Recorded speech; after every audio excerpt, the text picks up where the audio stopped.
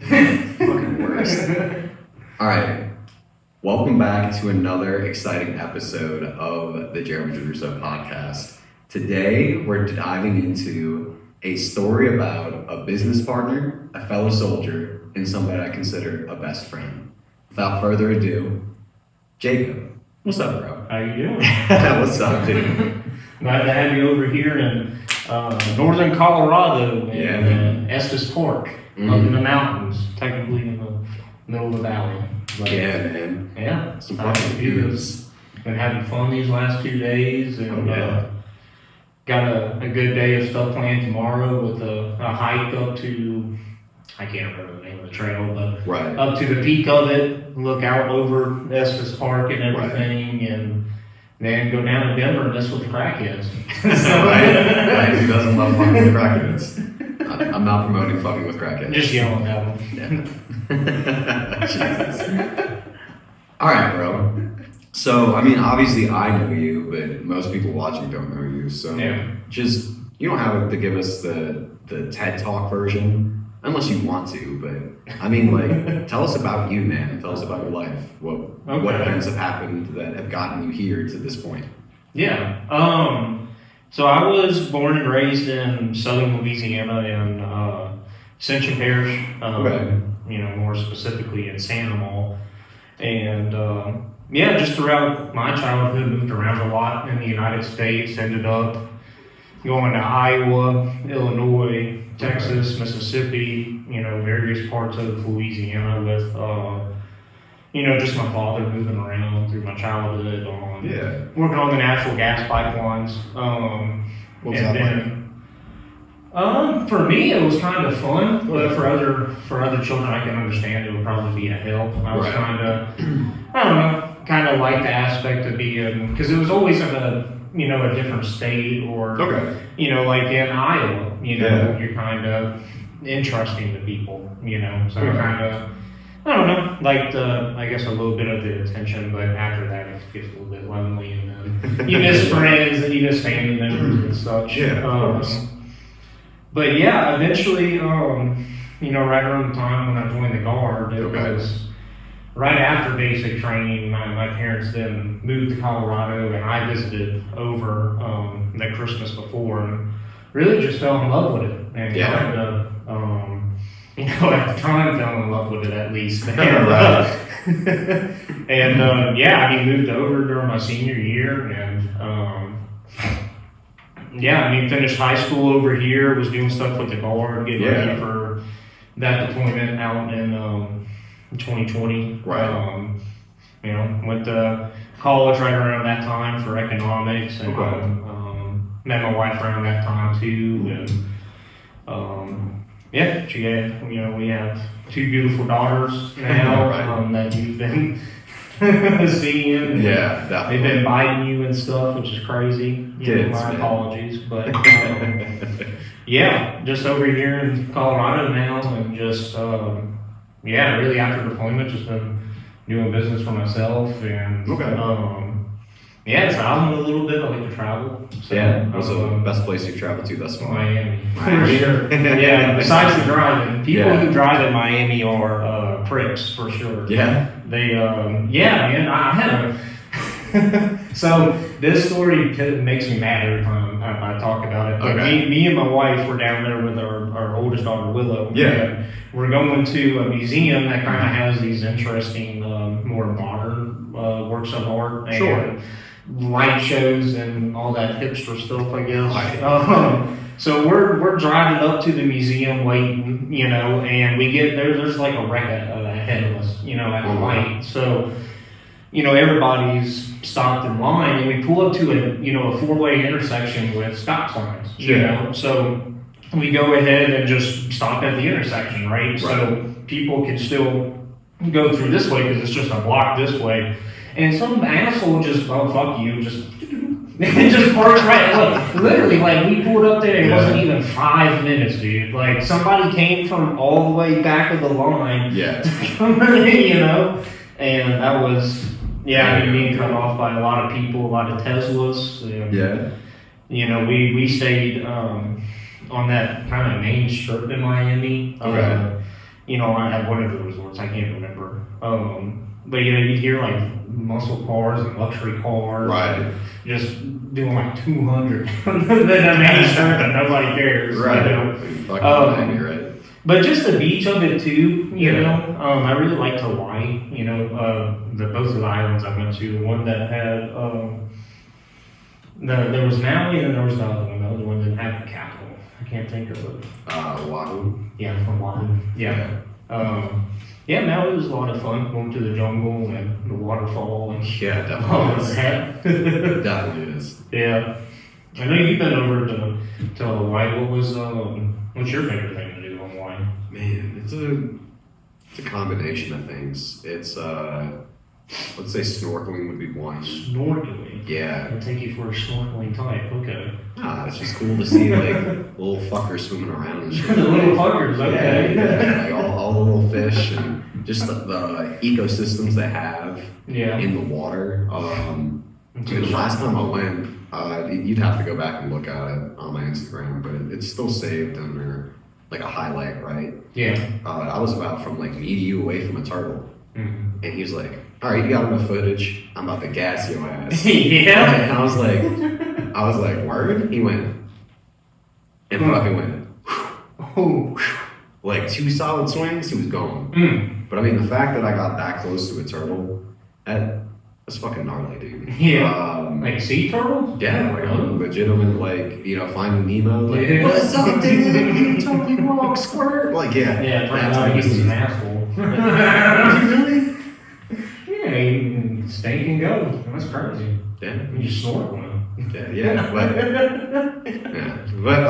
no, I would say that's a fun thing to do out there. The other thing is just like go check out all the beaches because each beach has like its own different vibe. Yeah, which sure. Just kind of crazy to think about because it's all one big island. But and each island really too. Yeah, really. Even the different shores. Right. Like take Maui for instance. I mean. It's kind of interesting. There's one similarity I've made between Hawaii and like maybe Denver, kind of Colorado. All right. Like the mental health issues. And whenever I've gone to whenever we went to Hawaii, right? Yeah. Kind of the same thing with Denver. You see a lot of homeless people. You see a lot of drug addicts. The only time I've seen like somebody that's like, I wouldn't say deranged, but he really needs a lot of mental health, mental help, right? And you just have somebody walking down the street, just talking crazy, and, doing all of this in Hawaii. That it seemed like it was around every other corner, at least in the like cities, I don't know how much truth bears to the statement. So I mean, the keyboard warriors in the comments don't go ham, but I heard from somebody before that like they literally go to certain towns within the U.S. and they see a certain amount of homeless people, right? And they offer them cash and a one-way ticket to like say California, say to Hawaii, say to Florida, all these places that don't really get that cold. Yeah. That way, these other cities like Detroit, like where we literally see homeless out there and you sleep in the snow, you're gonna fucking die. Like it's not if. Same thing out here, even that. Like so they would spend the money to get the homeless out of their state instead of spending the same money, who knows how much it costs, but to get them that mental health that they do need. Which to me that's always been crazy. But I don't know if I would really agree with that too much. I mean, they're homeless already. You're moving them into a more expensive, economy. So, another place I liked was, I guess it would be Kentucky, but kind of on the outside of, or really considering Tennessee, but that area. Tennessee's nice. And mountains over there. Yeah. That's definitely They got a whole system of like cabins out there for people, I find that pretty cool. They got notebooks in there and see everything. So, man, I know we kind of went off topic a little bit, but no, all good. So that just means it's like authentic, just letting it flow, exactly what it needs to do. So being a family man, what is that like? Because I mean, that's a lot of the, what day of the week is it really? Or, yeah, I mean, it's overall awesome. Kind of have to think about all this stuff long-term wise, you know. I wouldn't really say me, myself, you know, Jacob Martin is really, like, God definitely did not make me to raise children and, like, you know, because it's less of the patience with all of that. And it's a challenge, you know, for sure, but it's definitely, the rewards are better than the challenge. You kind of just gotta, I don't know, think about that whenever all that's going on. Like, I don't know, dude. Like, you'll be having an amazing day, and then like a child just shits their pants, bro. You know what I mean? And like, it's in the, like, it couldn't have been like just, you know, out playing in the yard. Like, yeah, let's fertilize the grass and stuff. You know, like, no, it's in the fucking $250 car seat. Thank you. And then we now have to like take all this stuff out, and now we literally like, it's just, that's nasty. The sleep was nice a little bit. I mean, I'm sure my wife could talk about that a little bit more than I could. You know, but I mean, it's awesome. You definitely puts everything in place for you priority wise. You know what I mean? You stop stop doing a lot of the bad stuff per se. Yeah, I mean, we had kids very young. We had our kids at 22 and 23. So, you know, back to back. So very young. Yeah, I mean, it makes you grow up pretty quick. I'd say so. It was the pregnancy of our first daughter that, you know, like made me get into business. You know, I mean, I couldn't afford to, even with no children at that point, even I was scraping by, you know, just couldn't afford the. Wow. Is that top? That's a good old Colorado tap water. Not talking shit about the Colorado tap water. It's way better than New Orleans. We're not going to talk about how fucking nasty that shit is, but you can go about an hour 45 minutes east over to Fort Morgan. It's pretty fast. No, that you can taste. It's pretty fucking clean. Like and I would almost say it tastes as good as the water bottle, like from earlier. It's pretty noticeable. Probably the iron. Maybe. Okay, so you talk about business. Like, what? Obviously not to me, but more to them. Like, what businesses do you have, and what would you say the biggest challenge is that you faced in business thus far? Okay. I guess I'll answer the second one first because that was kind of a little bit easier. So with me, I'm kind of a workaholic. Hey, you probably know I don't really like sleep too much. I just work, you know. And if I don't work, then I'm helping my wife with the children. And, usually, I try to spend about 45 minutes to an hour with children at least every day. So if that's not going on, then work. That challenge has been to, especially when you own and run a business and you're doing work for it, your work is never going to be done. You could always be researching something different, something to improve any portion of your business. Really, I mean, the work is infinite. You know, you could work on making clips for videos or, I don't know, there's a whole bunch of stuff. Just detaching from that, you know, and not letting it kind of, you know, because you can only hit a plateau and then you just start going down in efficiency, you know. But in regards to me, I got more into construction. That was my first thing, more specifically general contracting. I ended up selling 2 of those companies, general contracting companies, and then, you know, after that, then went into, I guess, more smaller stuff to less of a headache, I guess, as the other ventures get up. You know, so right now we're doing, you know, painting, flooring, demolition work on the construction side. A few other things like cabinet painting, you know, exterior house painting, and caulking, trim insulation, stuff like that.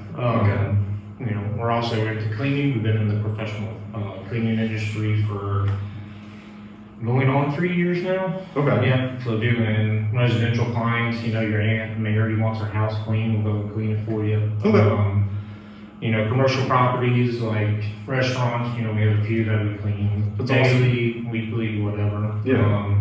And here recently we're expanding it to more. You know, we're gonna pick up a snow removal list with the snow removal company. So, and then also, I guess a kind of more of a sister company to the cleaning company. We're gonna be doing more exterior cleaning. So more custodial, janitorial bids with that company, I guess. Yeah. Money. Just a lot. Yeah, definitely. Definitely. Man, that thermostat is working. Feels hotter in here already. Yeah. It's been all day. Yeah, really. Oh, man. Okay. Man, so let's talk about the trip here, since you know we are sitting out here still. Yeah. For me, I mean, it's been a nice like, not necessarily complete unplug from everything, because you know obviously we're doing a podcast. Yeah, really. But man, that water. Anyways, but I wouldn't say it was a complete unplug for me, but it was a nice like, hey, I can take a step back and go into essentially like vacay mode. Yeah. This was much needed, man. I like shit like this that just kind of rejuvenate. What is that? Rejuvenates. Jesus, it's the water, man. Fucking coughing so much I can't even think. Rejuvenate. That's crazy. Right, but rejuvenates the soul, right? Yeah, for sure. In other words. Yeah, and the hot tub. The hot tub helps out a lot with. Bro, that hot tub's got me so sleepy, man. I'm probably gonna go out to it later tonight. Not gonna lie. Probably for like 20 minutes. Right, and then you go to sleep right after. Probably. That shit puts you like right into the fucking sleep mode, man. But yeah, I mean, I'm excited to go check out this little hike trail tomorrow, man. It's gonna be fun, but it's gonna suck. Well, yeah. I mean, yeah, that's worth it. Like, it was cool capturing all that footage, like coming up here, which a lot of y'all that are watching this probably have watched that as well. Like, there's actually a bunch of people that vibe with that kind of content. And I don't do that. Like, just, I don't know, nature and shit like that. Yeah. Well, we're gonna be, I mean, right in it, man. We're gonna be, you know, in the pine forest, just going up. Right. And at the peak, man, that's gonna be, I mean, nothing better than it. Right, man. Right. Just hopefully we ain't gotta ride in the bed of the truck over to it. Oh, that'd be crazy. No, we're not doing that again. Oh, like the way from Greeley up here to Estes Park, me and G rode in the back of our truck. Because there's nowhere else to sit, man. Yeah, we had kids and a little sister, so. Right. And, yeah, G got very cold. Oh, what, man. Fuck, man. I don't know. I can do the heat all day. This cold shit, hey, I can't do that. I cannot do that. So, hey, if you're one of those individuals that lives in a cold state, like my boy Jacob over here, kudos to you. I just can't fucking do it. It sucks. I can't do it. I mean, speaking about that, man, like, you lived in Louisiana.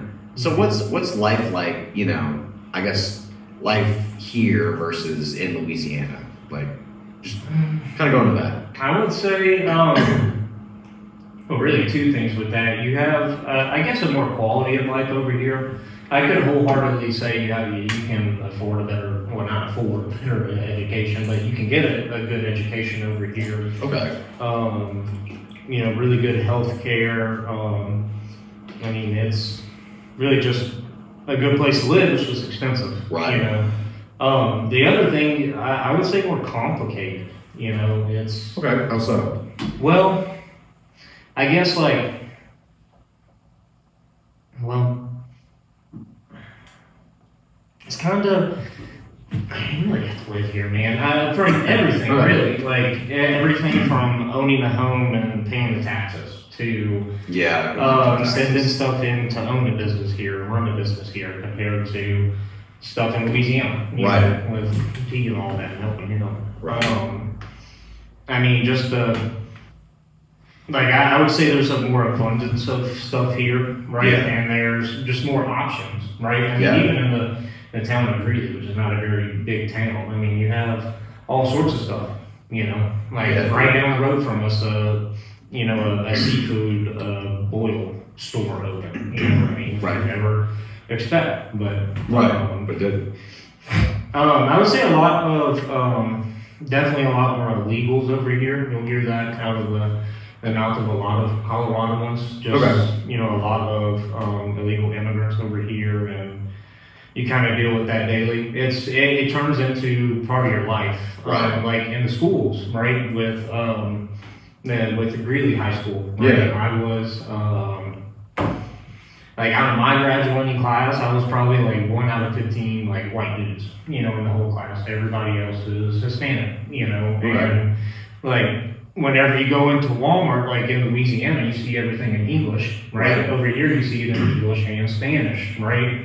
In Louisiana, you don't really see a lot of commercials in Spanish, right? But it's political season; the elections are coming up. You see a lot of Spanish commercials for Yadira Carabera, who is the Democratic candidate over here in Colorado. So I guess stuff like that. Just the political ideologies are a lot different too, and I don't know, like. With Louisiana, you got that southern comfort, you got that southern hospitality. You definitely don't have that, here. Like in Louisiana, I wave at people. Hey, how you doing? Have a good day. Over here, you get looked at. What's like, what's this fucking weirdo doing? You're like, well, fuck me, I guess, right? Yeah. Over here too, it's kind of more culturally diverse. I'd imagine. I can say that specifically for our town of Greeley, which I live in. We have a lot of Somalian transplants, and I'm not sure if their citizens are probably in between or working that way. In Greeley and at Fort Morgan, because it reminds them of their home in Somalia. Which is didn't really expect that, but. So you see a lot of that, like locally where we live. You see a lot of Somalian women, walking down the street wearing their garbs, and you see a lot of, not trying to be weird, but very tall Somalian men playing soccer, at the park and whooping everybody's butt. But I mean, if I had to choose, probably would live rather than Colorado than Louisiana, just because I don't know, I feel like I started drinking a lot more if I went to Louisiana. Just being honest. Shit, you have drive-through. You can get liquor at a drive-through in Louisiana. For those that don't know. That's literally like fucking daiquiris through a drive-through. And their system's so stupid that how they do that too. It's like as long as the paper's still on the straw, it's not an open drink in the car. It's like. Bro, come on. Like, you know how easy it is. You know what you're doing. I know that you know what you're doing. And if a cop pulls you over, they know that you know that y'all know what y'all doing. Like, Louisiana's got alcoholics practicing fucking, they do it after, in between the time they get pulled over. Man, that's probably why people in Louisiana drive so fucking crazy, man. Like. You said Miami, man. I think one of the worst spots is like Louisiana as far as drivers. Like, man. Well, y'all definitely have some very small roads. I've noticed that from Colorado to Louisiana. Like our roads are like gotta be like 15-20% bigger, or just wider. I mean, you gotta think about it. Like, and this is another question for you. Like. I've lived in a spot that had snow before, right? So I know what to expect every time like winter comes around. Hence why I never want to live in a spot that snows again. Like fuck all that, man. I've literally had like lake effect snow hit where I was living, and like literally feet, not inches. I haven't heard that word since 7th grade. I'm not gonna lie to you. So bro. So anytime I think about snow, I think about like feet of snow, and I'm like, man, fuck all that. I don't want to live like that. But man, like for you that has never been exposed to snow up until like you lived here, what was that like, bro? Well, I remember one time in Louisiana it snowed, and crazy enough, I ran out there butt ass naked, running from my great grandma to go out there. It wasn't really sticking, you know what I mean? So just imagine that we lived on the side of a busy highway as well. So just imagine just a 5-year-old white kid coming around the corner and snow coming butt naked, probably got like a Pikachu slushie in my hands or something, Jesus. Yeah, I mean, it was really, I didn't understand how the cold works. Yeah. And then that being wet affected you as well when it was cold. Especially with the feet, man. You know, I was, you know, when I first got over here, I didn't have a vehicle. So I was just the home digging it, you know. Yeah. And my dumb ass will go out in like Crocs, you know, some socks. And I got to walk to school, you know. And school is like Crocs, like 3.5 miles away. Well, you know, the big question is, since you were going through snow, did you have them in 2 or 4-wheel drive? Oh, 4-wheel every day. I mean, don't even 4-wheel. I mean, as you're wearing Crocs, yeah, for sure. 4 low, 4 high. It's I mean, the biggest trick was I mean, having to go do your driveway every day. You know, oh and my God. if not, it does turn into a dangerous thing. You know, with ice and all of that. The daily adventure of climbing up your driveway and praying to whatever God you believe in. Yeah. That you don't slip, look up at the sky for 3 solid seconds, and fall on your back. Or your head, dude. You hit your head, you're fucked. Oh man, that's hard. It only gets you one time, one good time. It's just one of those things in life. Like you just know you do it once, and you're like, yeah, never fucking again. Now you got an Australian accent. Right. That's just how it happens. Man, it's one of my first years living in upstate New York, man, and you know, you never hear the term like black ice before, because you know, just whatever, right? So we're running down the driveway, nothing happens. Like, oh shit, I forgot something. Turn around, went running uphill back up the driveway. Yeah. It was that. Slow down, baby. Fucking whoop! I got a good one. Landed, like, I'm glad I had a book bag on, but my brother in Christ, man. Oh, I laid there for like a solid 30 seconds. And like, before I ever watched Family Guy and like that episode of Peter, when like he hits his knee and he's like, ah. Yeah, I was doing that, dog. I was like, oh. Just thinking about life. Fuck, man. How the fuck you get it up? Just right there, right now.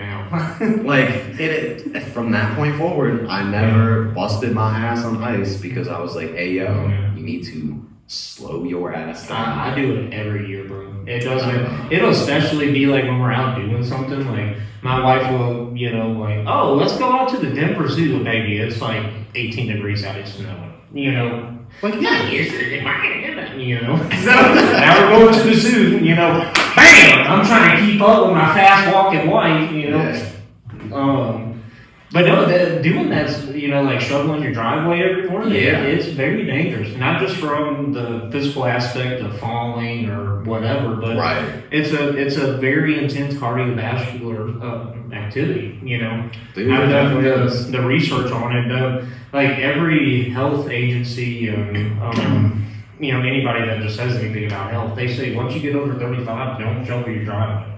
You are, you know, putting yourself at risk to have a heart attack. Seriously, especially if you're over 50. You're kind of stupid if you're doing it over 50. Hey man, I've never heard those statistics before, but I mean, I don't know. I feel like you don't have to worry about that if you stay on a consistent like workout plan and a consistent diet. Like you'll never have to really work out to, I don't know, like lose weight or to, I don't know. Like, to me, that's one of the problems with America is like everybody's okay with this like, I don't even know what it's called, man. It's like the fucking, like everybody gets a gold star era. Like I don't even. Participation?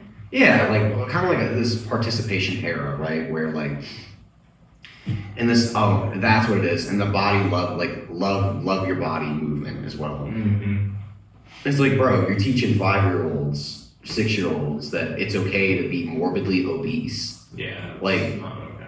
No, that's not okay. And when I went to this last mastermind, I was talking to somebody and he was telling me about like, yeah, you know, I can definitely see you work out. I can definitely see you stay in shape. I mean, not only just for what you do for business, but like, you know, you enjoy it yourself. And I was like, right. Yeah. And he's like, it's crazy to think that like we are now the weird ones in the elevator. Like people will look at us and they'll be like, oh, this dude's fucking in shape. Like, yeah.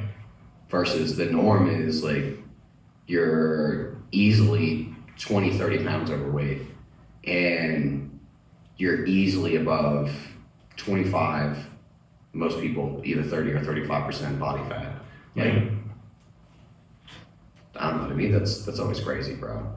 I think it's coming more from just from our society as well. Everybody's kind of scared of getting their feelings hurt. You know, sometimes you need to be told you're, you know, a fat piece of shit because you can't do over one sit-up, bro. You know, unless you're disabled and, you know, something like that. It's like, yeah, I mean, there's stipulations to that, but I mean, not to cut you off, but I mean, like, I've watched my dad, who has a bionic leg, like, when I was in high school, getting ready to play football and eventually, you know, got trained to go into the military. Yeah. I was told when I went to basic back in 2012, right?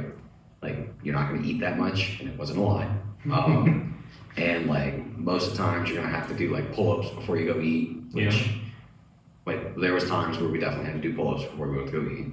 Yeah. Like, it was crazy to watch some individuals not be able to do a single pull-up, and then they couldn't go in and eat. Crazy, but yeah. That reminds me of a funny story of whenever I was in BCT and I was sitting down at the chow hall and I was digging in. You know what I mean? I was hungry. I was hungry. You know, we got back from a field off or something. Right. And there was kind of eating good. This chubby dude next to me, and he was always getting picked on, bro. Always getting picked on by the cadre and everything. Right. For, you know, just having weight, you know, or having his belly poke out through the uniform. And damn. Yeah, that dude fucked up that morning. He put everything on his plate. He put bacon, eggs, waffles, all the red card bad stuff. You know what I mean? And the thing that was the tip of the iceberg was the biscuits and gravy.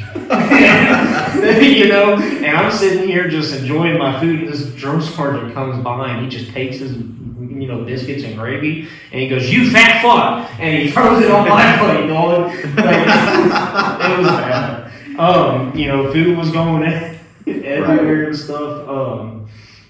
But no, I think a lot of that just comes from us as a society as a whole. It's not a priority for everybody.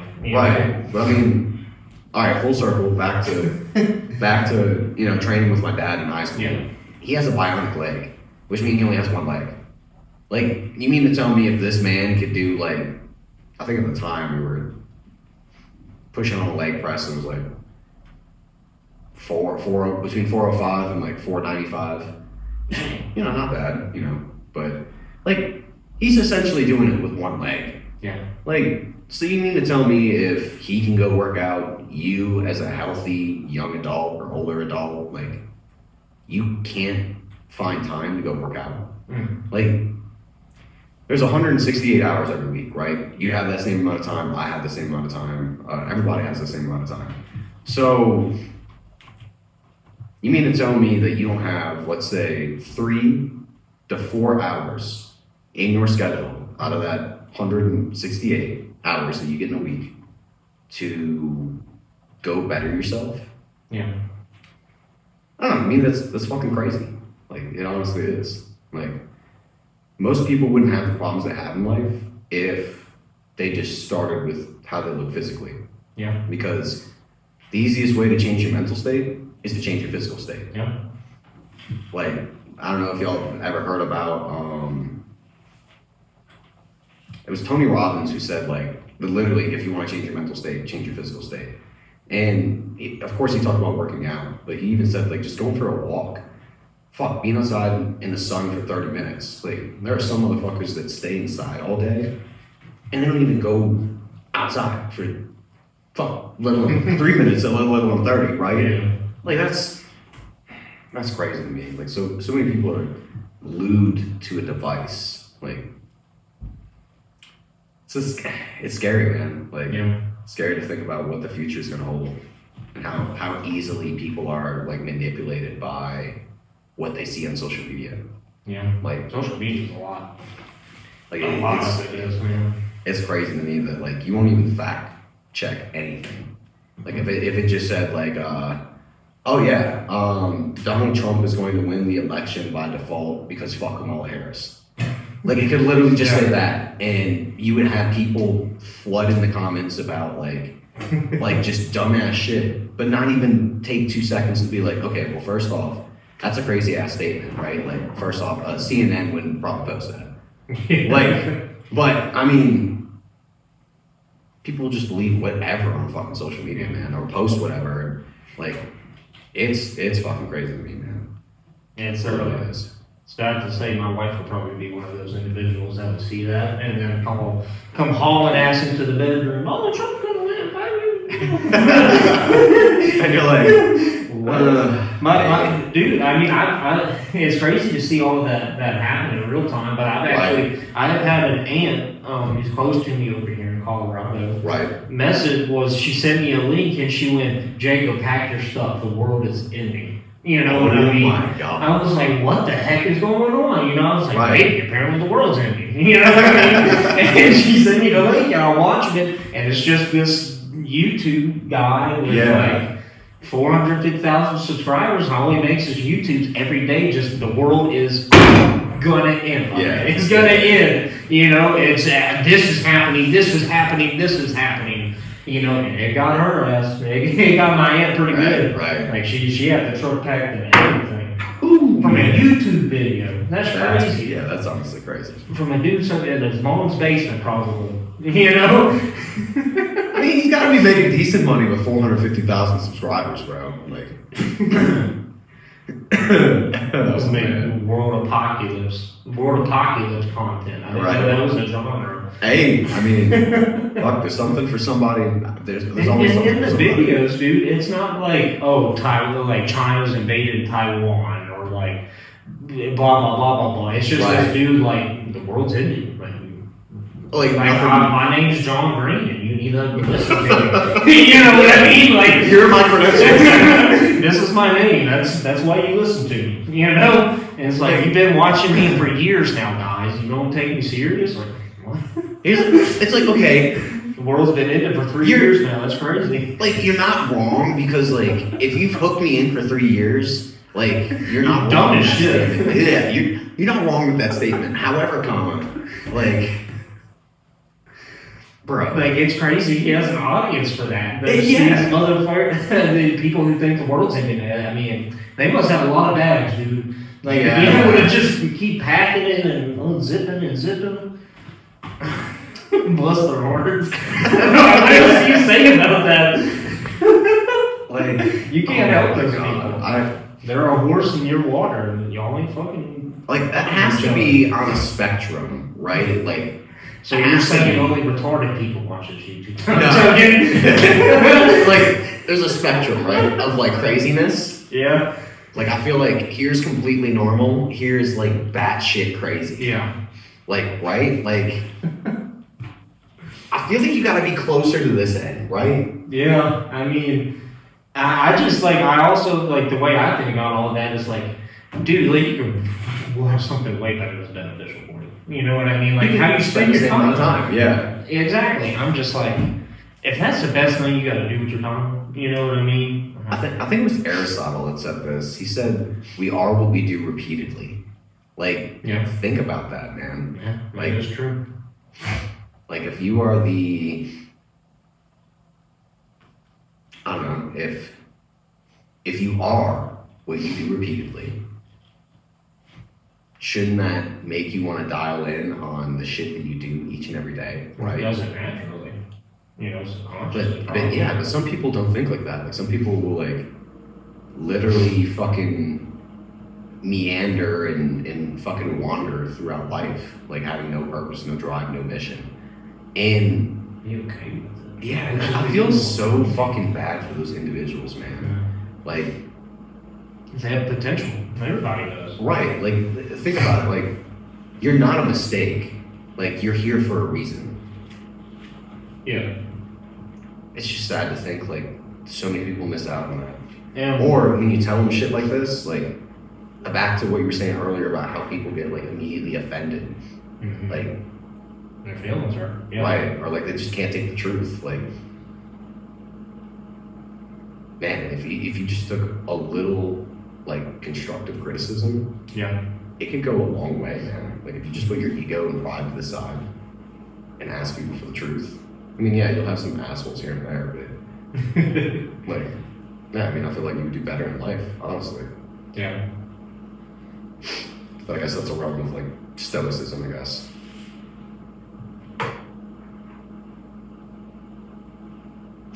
I don't want to get that in the face, right? No, I appreciate it. Okay, so what's your funniest memory from us being deployed?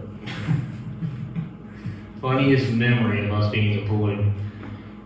Well, I guess just overall comically, just looking back at everything, thinking about what we would do on that deployment, right? Probably us roasting marshmallows on Tower Guard that one night. I think so. I got a video of that.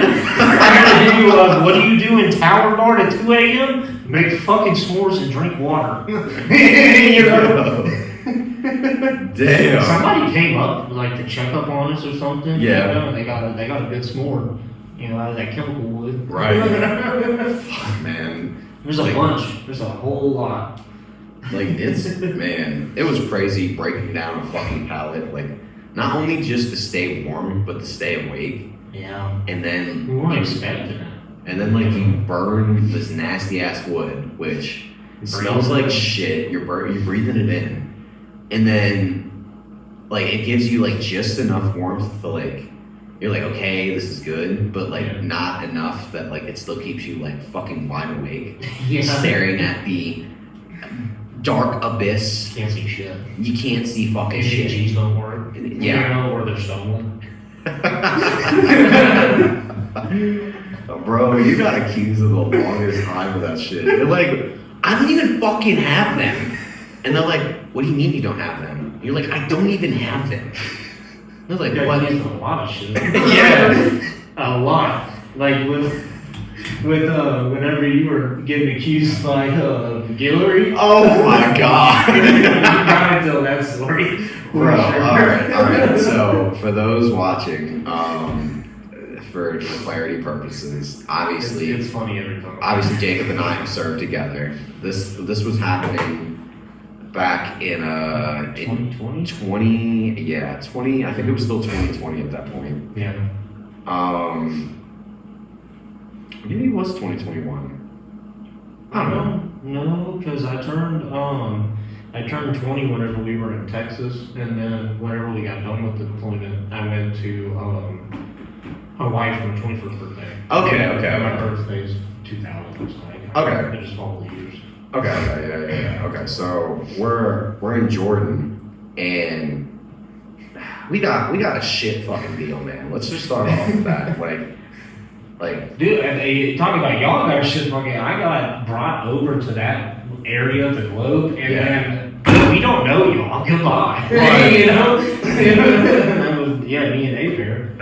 Yeah, man. So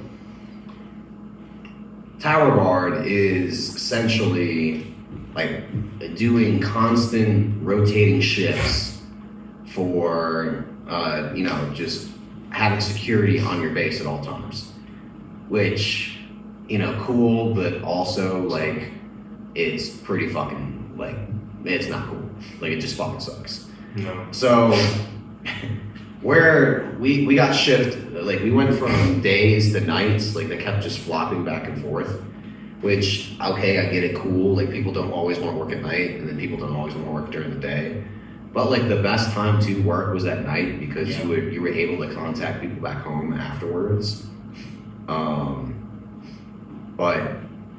But that, and it's just fucking cooler. Like you'd be surprised how cold it gets in the desert. Yeah. It's pretty insane. So anyways, Jacob and I are on a shift, and there's like a phantom fucking... There was Shane there too. Shane, shout out to Shane. I was just talking to him not that long ago. Yeah? He's doing good. Yeah, he's doing good, bro. But anyways, so it was you, Shane, and I, and like, fuck, Charlie Company. What is it? Cobra Base or Charlie Company? Like, I'm just talking about the unit in general. Yeah, it's Charlie Company. I think it was 356. 356, 256, something like that. Anyways, I think third pass. Bless their hearts, man. Bless their hearts. They just bro, just man. If you know, you know. If you don't, you don't. But they had a fucking phantom shitter on the radio. Like, so just like, you know, it's 2 o'clock in the morning. You're battling the sleep demons that are trying to make you go to sleep because you're fucking bored because you're staring out into a desert where nothing's happening. And you know, again, it's 2 o'clock in the morning, and you just hear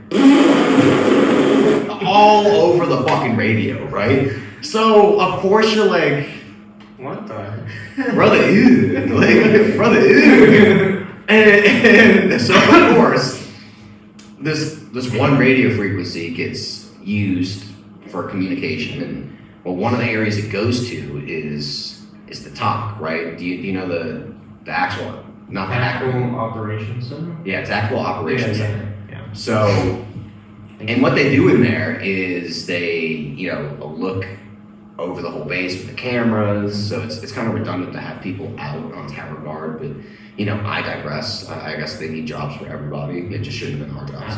But and they also have, you know, a radio that is on the same frequency. So it's 2 o'clock in the morning and you hear somebody. Yeah. So it's 2 o'clock in the morning and you just hear somebody shit into the radio. So of course in the talk it's like reverberating off the walls, like when I'm talking about like anything that's said, like any bit of conversation, it's just like, hey, Cobra Base, this is Tower Whiskey 3, yeah, we're going ahead doing a radio check, like just stupid ass shit that you would hear like that, all the fucking time on the radio, like. But you were in the talk at that time. Yeah, so you heard it echo in the talk, just and it's walls are shaking. Yeah, anger's rising through the roof as it man. So that was my first experience with like the fucking radio fuckery. Then there was the Phantom Moaner, dude. Like, bless their hearts, because Gillard was like, man, I thought it was you. And I looked at him, I'm like, why the fuck do I want to moan into a radio at 2 o'clock in the morning? Like, yo, that's the shit y'all do. Like, cool, you want to blame the new people, but like, nobody does that weird shit. It's only y'all. It's kind of crazy, right? So that whole thing, right? Yeah. It's funny we just said that, right? Because I moved into the radio earlier that day, and that's why he thought it was you, right? That's why he thought it was you. So you went in there to do some bullshit, right? They talked to Haynes or something, yeah. And while you were in there, it wasn't us, so it made me and Shane laugh our butts off, you know. But he was on to me too, you know, because at the end of that tower guard shift, it ends at like 8, or I think it ends at 8 p.m., I think. Yeah. So at 8 p.m., you know, we go back, turn in all the weapons, and, right. You know, so we're all sitting there, and he comes in, who's been, you know, moaning, making noises on the radio, yada, yada, yada, and, you know, nobody's fessing up to it, you know. And so, and it was me for sure. Like, for sure, like half of them that day were for sure me. Well, I mean, we were bored, dude. You know, nothing going on, so fuck it, you know. And, fuck, bro. Fuck, you know, with that, I said screw it. I was tired that day, you know. So I literally just sat up, like, laid on the table, and I tried to start going to sleep. We weren't allowed to leave the room until somebody admitted to it, and he started hounding into me like, I know you did it too. And I was like, you know, why haven't you said anything, you know, Jacob? Like, why you don't want to defend yourself? And I had a thought to just you know, but no snore. You remember that time? It was like one of the first couple of shifts on ECP at that base, and we let that double mounted 50 cal truck into the base. And then fucking Perry came all the way from the top and was like, who the fuck let this double mounted 50 truck into the base? You don't remember that? I have no idea. What? Because that was I remember getting the fucking shit smoked out of me, dude. Because I was the one that was down there. It was like some Jordanian general or something. And he was like, yeah, this is my escort. And I was like, I think literally my first time on ECP. And fucking, yeah, I remember that very, like, I remember it was him and McDaniels. McDaniels was fucking pissed too. Right. And fucking, I remember you doing your NCO shit, just defend. Right. You know, but, yeah, a lot of fun memories on Tower Guard. A couple fights on Tower Guard. People using drugs on Tower Guard sometimes. Jesus Christ. Yeah, people, I mean, I'm not going to say the names, but, you know, dad pins and all of that. And you from the story I was telling you earlier in the hot tub with, oh, okay, yeah. You know, with Jordanian whiskey and all of that stuff. Yeah. Yeah, people were Damn. yeah, they were having fun on Tower Guard. There was another individual name, I ain't gonna call him out because it's weird. Slayton, right? He got caught beating it on the Tower Guard like 4 times. Yeah. Yeah, and then I remember after the 4th time, his roommate didn't want him to be in the room anymore. Oh yeah. You know, and they were like, hey Martin, you're the one with like another roommate right after you fucking left. You know, fuck. You know? And I was like, yeah, no, I ain't doing that. I'm not on any of that shit. Yep. I'm good. Yeah, I'm good. Fuck him and his PS5 over here. Yeah. Man. I mean, the other thing would be throwing the rocks, man. Bro, it was crazy, man. Like we got brought in for a leaders meeting. Like I say with air quotes. So I'm sitting in there, and they're like, "Yeah, we need to get control of the fucking men. Like we gotta get control of the guys." And super serious. And I don't even. What was his name? Captain Williams, right? The one that looked like he was like fucking 13 years old. Yeah, because you had Williams, Perry, and Craig. Yeah. Fucking anyway, so and Captain Williams was like, yeah, this has really been just affecting overall morale. And I was like, okay, but it's probably something serious. I know. Proving it. And then, like, everybody in the room's quiet. They're like, all right, yeah, what's up? And okay, he's like, shit. All right. He's like, yeah, we keep getting rocks thrown at the top of our shoes, and we needed to stop. And I feel like as soon as he said that, like he put it out into the universe. It was a light bulb moment. Like, so many soldiers in that room, like, oh fuck, we never thought about the rocks right there. that was so stupid of them to do. I mean, think about it. You're deployed, like you could be anywhere on deployment. You're gonna have those bored moments, and soldiers doing dumb stuff. So you have these metal cooches that make a lot of little container homes with no like bathroom or anything like that. No. Questionable AC. Yeah, really, the leaky AC.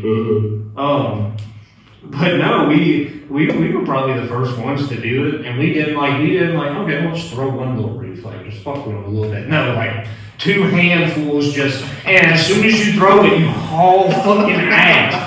It don't matter to where, just not there. You know? And it's so funny because as you're running away, you hear ding, ding, ding, ding, ding, ding, ding, ding, ding, ding, as it's going down the roof. Yeah. And towards the end, like whenever you would leave, we kept it going, bro. Me, Shane, Slayton, Lacoste, I mean everybody, fuck it. And towards the later portions of it, they get ready to try and catch people. So, and towards your tower guard, as you're running, you can hear that huge door open and just wham! You know, because it opened up that way, and then bam! And you hear them just fuck! You know, just with so much anger. You know what's hilarious?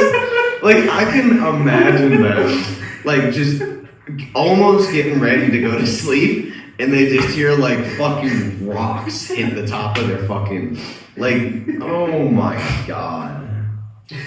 And they just heard it for sure. Dude, some of the shit the Charlie soldiers were telling me, like, I understand why they were doing shit like that. Dude. Like, okay, so one story, literally the first night we fucking get there.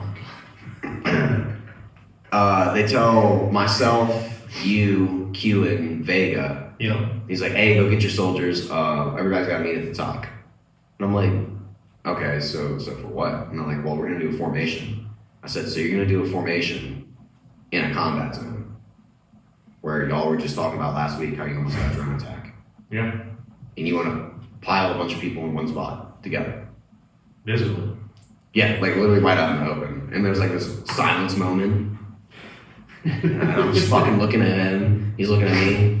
And he's like, yeah. I said, wow, this is, all right. It's already fucking questionable. Let's go ahead and get the shit done. That day that happened too, or the second day. So we get there, and the first sergeant comes out. I don't even fucking remember his name. But he's like, okay, I try to be nice with this, but I can't take it no more. Who the fuck took the rank off my PC and threw a big ass dick? I totally forgot. I looked at y'all. I looked at them, and I was like, y'all go ahead and get the fuck out of here. I remember. Like, but wait, because they were trying to smoke all of them, huh? Did they think it was us four, or oh no? I remember they just got there, and they're like, they brought the whole for the whole company out. I was like, y'all are fucking stupid. Like, we just no. Like, and then afterwards, I got asked about it. They're like, oh, why'd you tell your troops to go away? I'm like, dude, we just got here. If like, we were able to pull that off, that's dialogue. Yeah, like that's some fucking those fucking heist movies on Netflix type shit. Like, we're gonna plan a heist. The heist is take the rank and draw a dick in his head. Like, dude, they would fuck with that dude. They fucked with that dude so bad. He never got his rank back. No, he didn't. Like, that's the crazy part. And then, speaking of dicks, oh my god. Oh no. We go into our first time on a tower guard shift. We go into this tower, and there's a huge fucking black Sharpie cock on the wall. And it says, First Sergeant, First Sergeant, whatever his fucking name was, Mounds. Yeah. First Sergeant Mounds loves sucking fucking wiener. And his wife likes to watch him do it. Like some crazy shit like that. We both look at each other and we're like, what the fuck did we get into? Fuck. Literally first, second day.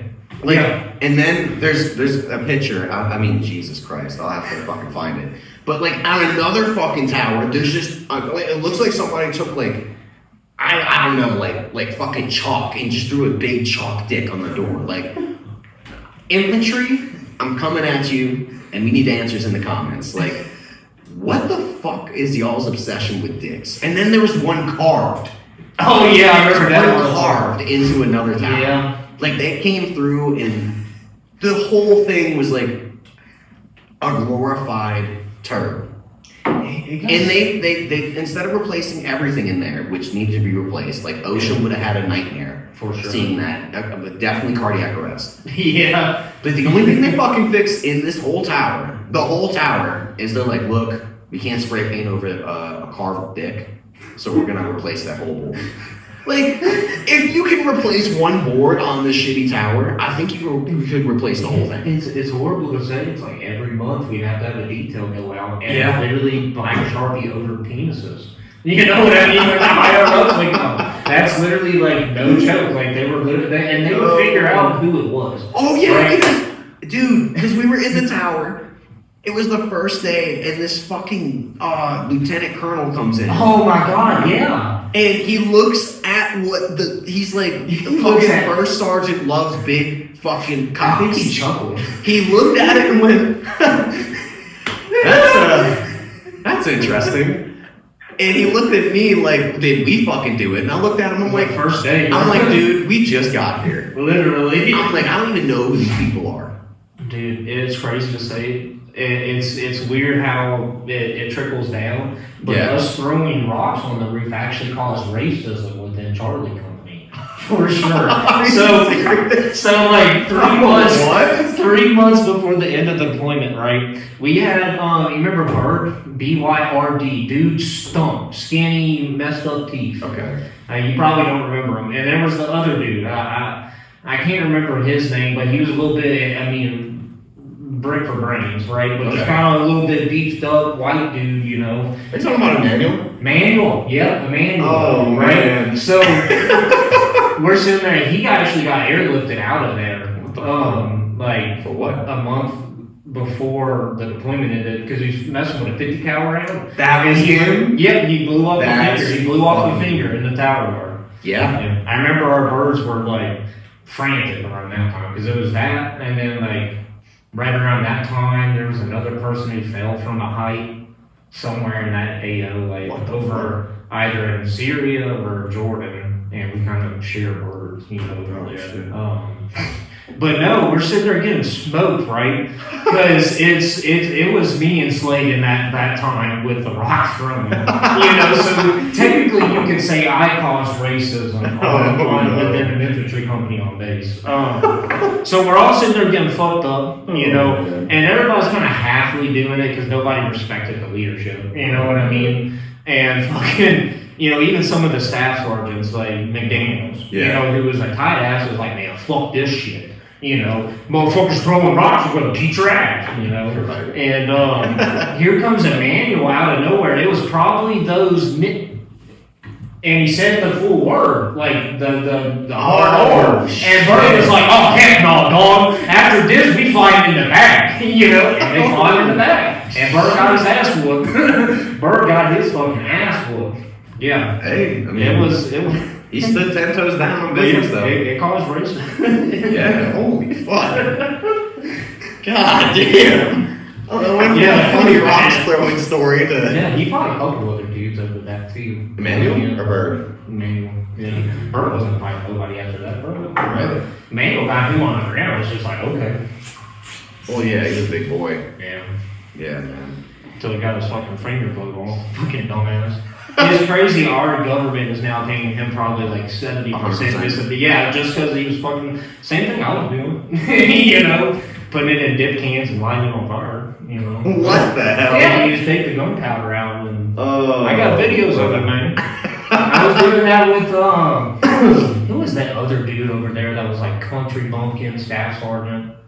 He looked it out a lot. I can't remember his name, but he would do it too. Daryl. Oh man. Oh, Daryl. Fucking forgot about him. Yeah.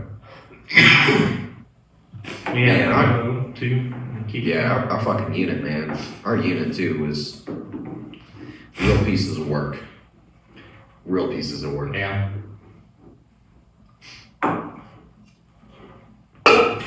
I remember, bro.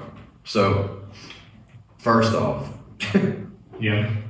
I remember it was Q and Vega and I at the other end of the fucking hallway. I think we were talking about how like Q said he saw, it was Q or Vega, one of them was talking about how they saw Young not carrying her bags and forced her soldiers to do it. And he was like, yeah, forcing my soldiers to do unnecessary work. She heard that. Well, I'm about to get into that. So literally, yeah. Later that night, all the leaders get brought into this room with Bro. And he's like, look, apparently somebody's been making fun of Sergeant Young. I'm like, oh my God, are you serious? He's like, so does it. If anybody has any problems, let's just go ahead and say it right now. And like everybody was looking at me, and I was like, I don't have a fucking problem with any of y'all. Like, if you needed to, I would give you the shirt off my back. However, like, if there are fucked up things going on, I am going to point the finger at it. Mm-hmm. Like, don't expect me to just be the type that just shut the fucks up and like doesn't say when fucked up shit is going on. Yeah. Like, if you're looking for a yes guy, it ain't me. And like the whole room got quiet. And I was like, but no, Young, I don't have any fucking beef with you. the only thing I would say is to agree to Keelan. It's pretty crazy how you push everybody to certain standards. You can't even carry your own fucking bags up the stairs. Right.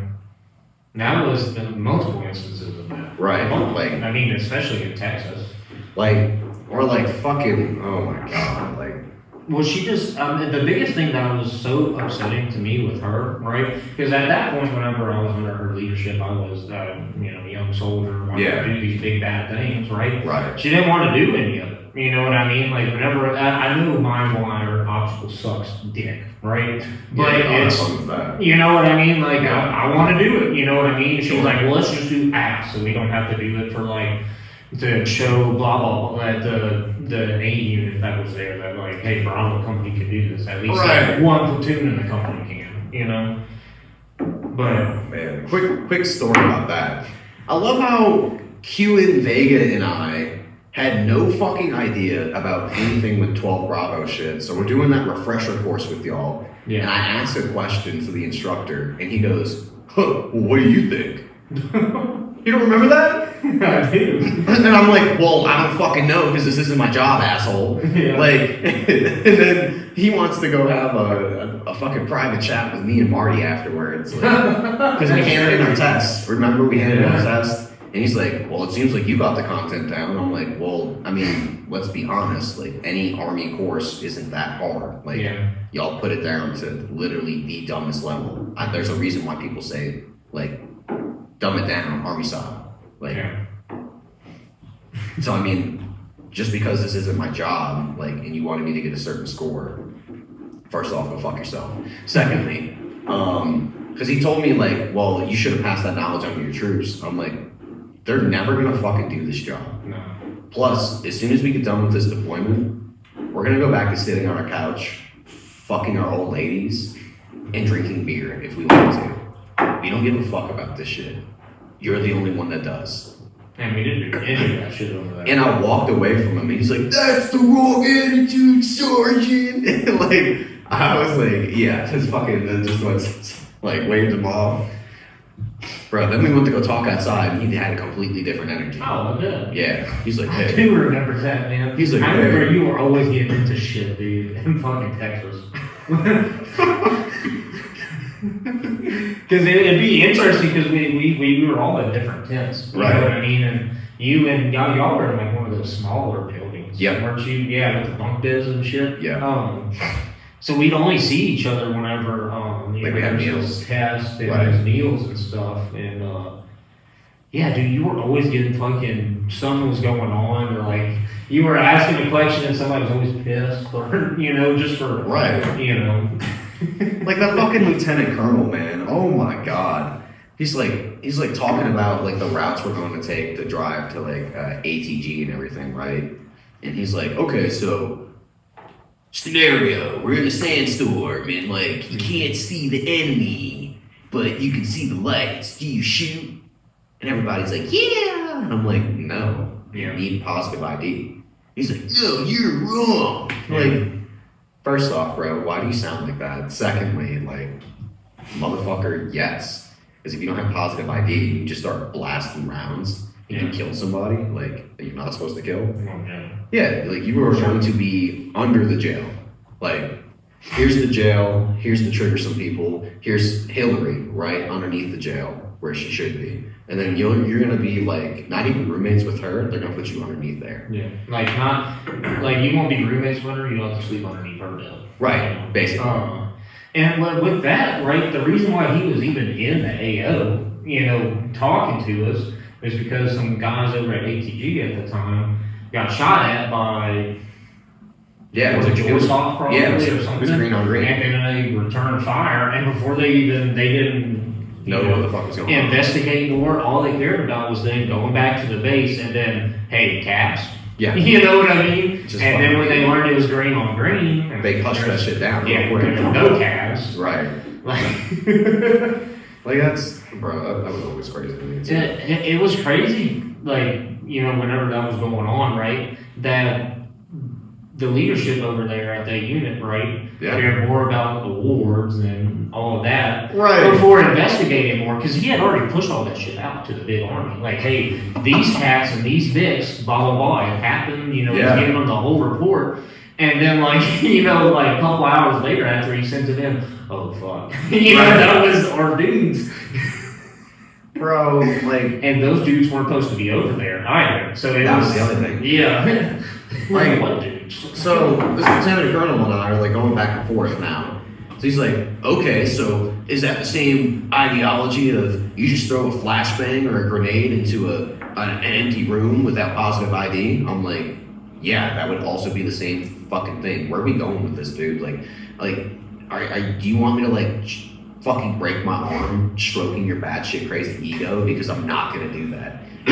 I remember just going in on this dude. Yeah. And like everyone was like, yo, nah, he's bringing up some solid points. Like, why you wouldn't just randomly shoot somebody because say you do shoot at somebody, right? And all of a sudden they're carrying fucking shovels, but you can't tell the difference between a shovel and a rifle from, I don't know, like, what's the farthest, or for you, when we did go qualify, like, did it start sucking to see shit? Like, you couldn't clearly see shit, like 175 meters out? On the M4? Yeah. Like, without scopes or anything like that. Like, you just see the silhouette. You couldn't see what the fuck. Especially at 300. Yeah. At 300, you're just kind of, you're not even aiming at that range. Well, you're just aiming center mass. And oh, yeah. You know, because of the trajectory of the bullet and everything. Yeah, eventually it hits. But, I mean, bro, it's like, you mean to tell me, like, you can see shit from 300 meters out? Because I fucking can. Like, I can see a silhouette, but I don't know if you're carrying a shovel. I don't know if you're carrying an RPG. I don't know if you're carrying a fucking AK. Like, so you mean to tell me you want to tell these dudes to do that? And then the kicker for me, which is how I ended up getting kicked off the base, was we had this fucking lieutenant over the radio tell the guys, hey, go ahead and point your 50 cals at the local Bedouin, or the people in the Bedouin camps, so we can go ahead and get a cab. I was like, motherfucker, what the fuck you just say? What? Yeah. And he's like, who said that? I'm like, Sergeant Giarrusso. He's like, oh, we're gonna have a talk when we get out of here. I'm like, motherfucker, yeah, we are. Like, he's like, yeah, drive close and point your guns at him. I'm like, I'm not fucking doing that shit. And like, we ended up driving off like a little bit out of formation. Like, we're not fucking doing that shit. Like, what kind of fucking person, like, kind of like that dude with the dog in Florida. Like, what kind of asshole? What kind of fucking asshole does that shit? There was a dude in Florida in the hurricane area who tied his dog up to a fence and just left him there. Yeah. Right. When Milton was coming in, and like you could see by the video, the water was already at the dog's stomach. So like, you know beyond a reasonable doubt what he was trying to do. Yeah. Like, and well, I think with that dog, it had actually been there when the water was rising too. Right. So he had actually, like, you could see it on the fence, like his leash was going up and down, which is pitiful, bro. To imagine that dog literally just has to sit there and doggy paddle, you know, because it was a small dog too. Right, dude. It's fucking crazy. Hard, man. I hope he has a good life. Yeah, I'm sure that race looking pretty good now. Speaking of those dogs, I know you don't have any pets, but no, I definitely want to, man. Yeah, I definitely do. It's just like I don't know. I think about where I'm living right now. Like, for me, the goal is definitely to get out of New Orleans. Yeah. I not that I have any beef with the city. I love the city. I just like where I'm staying. I fucking hear everything. Like, yeah. So it's gonna be 2 o'clock in the morning, and I'll tell a funny story with this. So it's 2 o'clock in the morning. It's like the first couple weeks I'm living in my apartment, right? And that, no shit, again, 2 o'clock in the morning, and I hear like outside my fucking window, and I'm like, what the fuck? So it woke me up. So I'm already pissed off, right? And I'm like, is that fucking SpongeBob chasing some goddamn jellyfish out there? Like, what the fuck is going on? Yeah. And I open my window and I see a crackhead like pushing a fucking shopping cart in the street in circles, like giggling his fucking ass off. Whatever he was taking, it had to be good shit, because like he was full out giggling, dog. Yeah. Like, having a blast. So as soon as I make visual confirmation, right, positive ID. So as soon as I make positive ID, this crackhead running circles in the street, I was like, shut your bitch ass up! And he didn't know where I was saying it from, but he just, like, I said it with some fucking, like, I said it with my fucking chest. Yeah, you're looking up. Like, fuck. So I see him looking around, he doesn't know where I'm at. I'm like, yeah, because if I fucking hear you again, I'm gonna come out there and give you a reason to make those weird ass noises. So I shut my window, that was the end of it, right? Yeah. Tell me why the next day I get an email from my fucking apartment complex talking about, we think we heard some disturbances coming from your area of the apartment building. And I was like, well that's crazy, because if I heard that crackhead screaming, I know every motherfucker next to me heard that crackhead screaming. Yeah. But I was the only motherfucker to say something. So you want to be mad at me? I was like, plus, I'm not saying I did or didn't do it, but what I am saying is, seeing that I'm a 2-time combat veteran and I try to go to sleep before the night, really starts getting going. Yeah. It would be really hard for me to be the source of loudness during the quiet hours at our building if I was asleep. I was like, but do you have any proof of this? Because if you do, I'd love to, go into this further. And then I never got another email back about it. I was like, I've gotten one of those too. I can't remember what it was. It was at the last apartment I lived in. That was before this house that we moved into. Right. I got a complaint call on me. I can't remember what the fuck it was. You know what I mean? And I remember being so just confused about it. I was like, can you please tell me who it was? So I could talk to him about it. Yeah. Side note, do you want a cookie?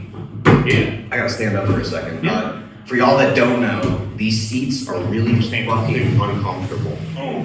So the fact that we've been sitting down for this long. Yeah, let's just stand up for the rest of it. Yeah, man. My fucking back is killing me. My chest is killing me. Yeah. Yeah. But no, had the freaking One for you? Oh, yeah. Here, I'll take 2. Yeah, I'm in. 3 to 5 to 11. Snickerdoodle. Oh yeah, snickerdoodle cookies. Pretty fucking good. Well, kind of cake pops, I guess. Yeah, snickerdoodle cake pops, my bad. With fucking what? 1,000 milligrams? Oh my god.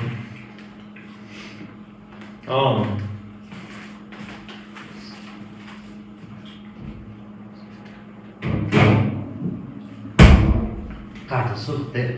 They're good though.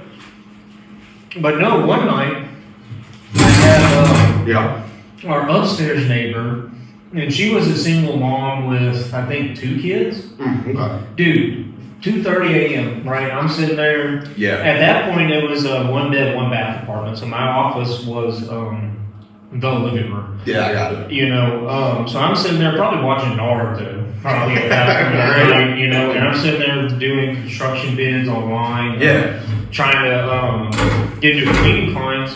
Right. And I swear to God, I hear it's rollerblades. Like she literally let her children put rollerblades on at 2:30 a.m. and rollerblade on top of the fucking floor. Literally, hell, dude! As soon it took 1 minute, I was like, "What the fuck is going on?" Right. And it clicked, and I heard a second, pair go further on down that way on the apartment. And so I heard that, I got a pregnant wife, fucking trying to sleep.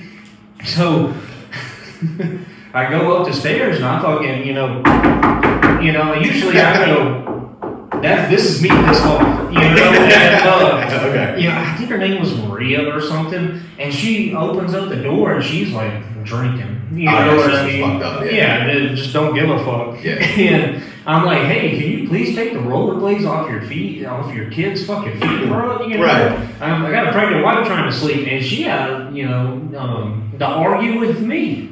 You know what I mean? And I just I'm sitting there like, what are you talking about? Right. It was 2:30 a.m., bro.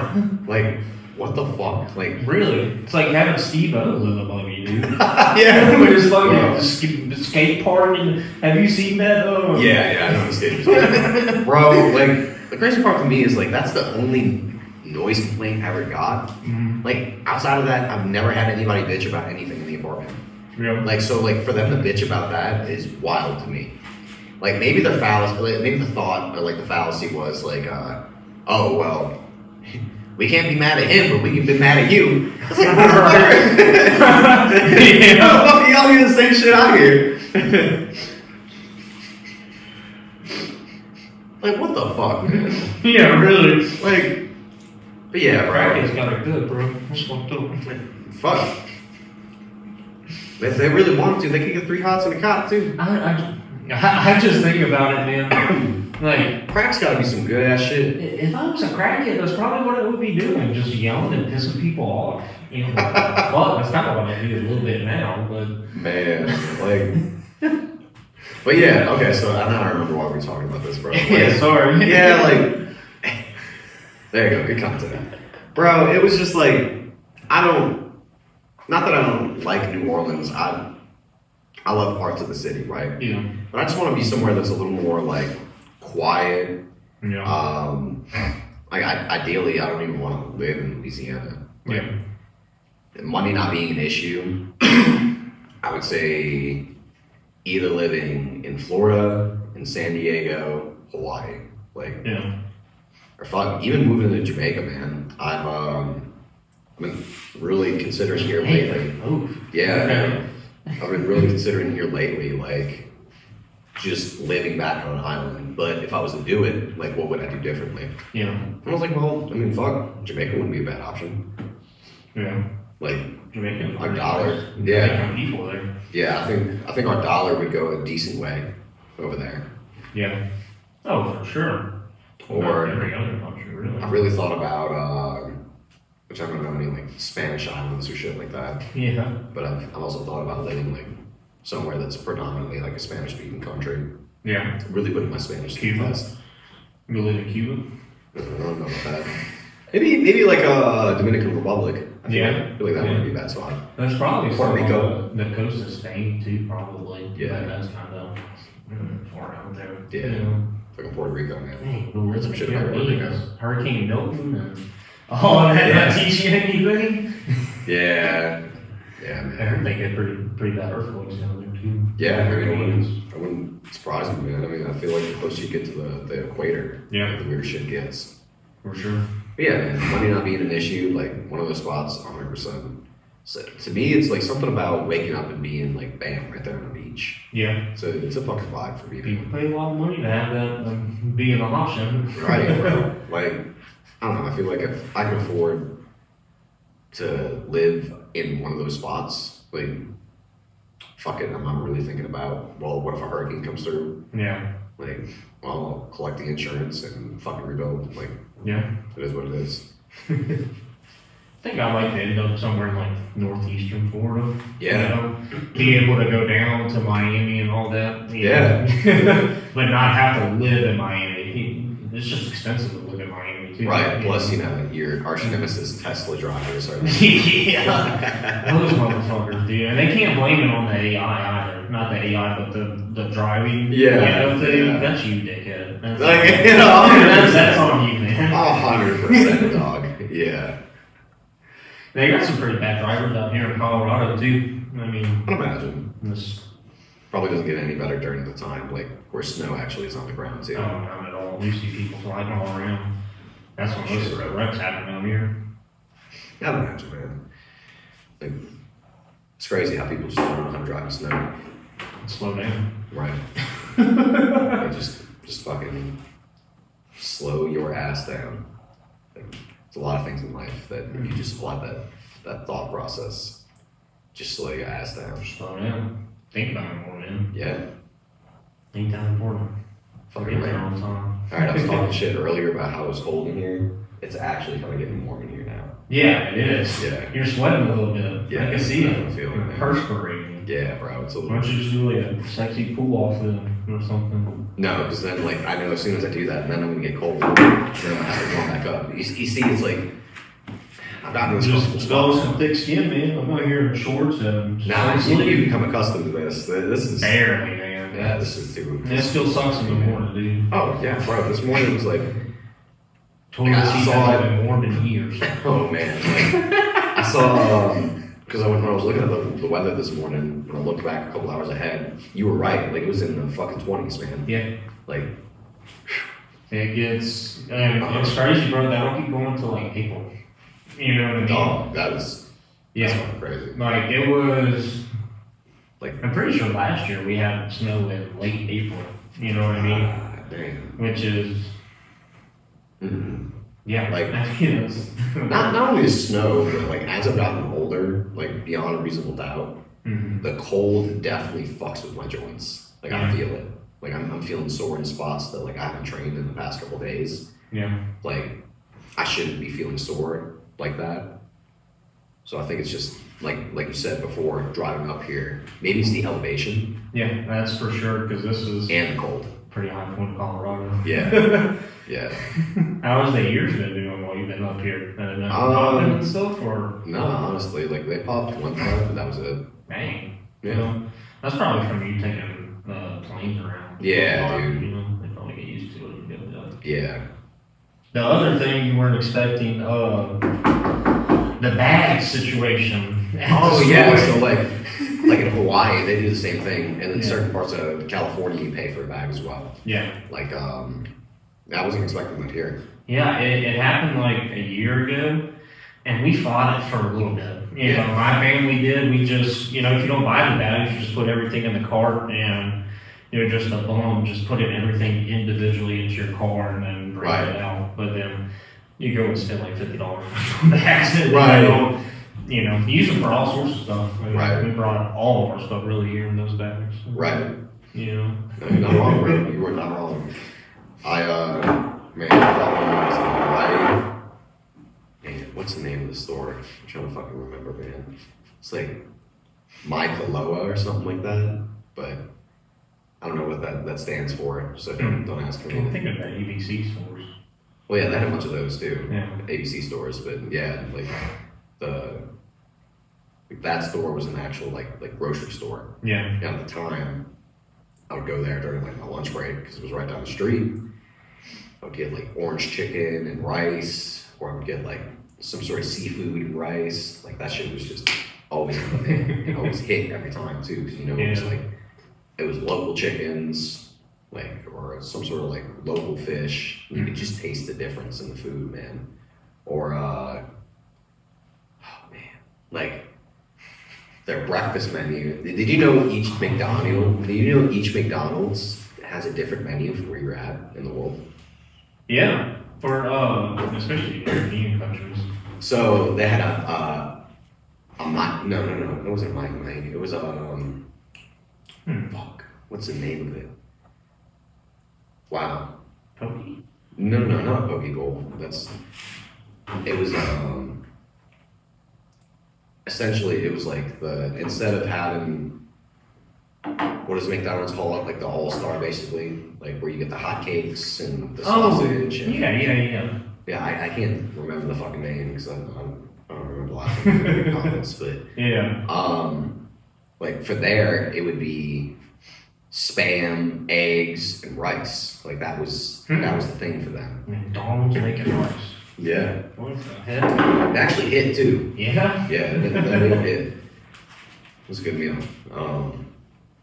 Wow. I can't believe I had a brain fart about that. It just made, I don't know, man. Like, I love Hawaii, but gosh, it's so expensive, dude. That's that's why I was saying if money wasn't an issue, where would you go? Yeah. Like, to me, Hawaii. Like, a couple houses. Yeah, for real, bro. Talking about Hawaii, I have an interesting story about that. So, whenever we chose to go to Miami, I'm gonna sit back down. We were one of the things was like instead of Miami, there were a couple places we almost went to Los Angeles, which I thought would be pretty cool too. But no.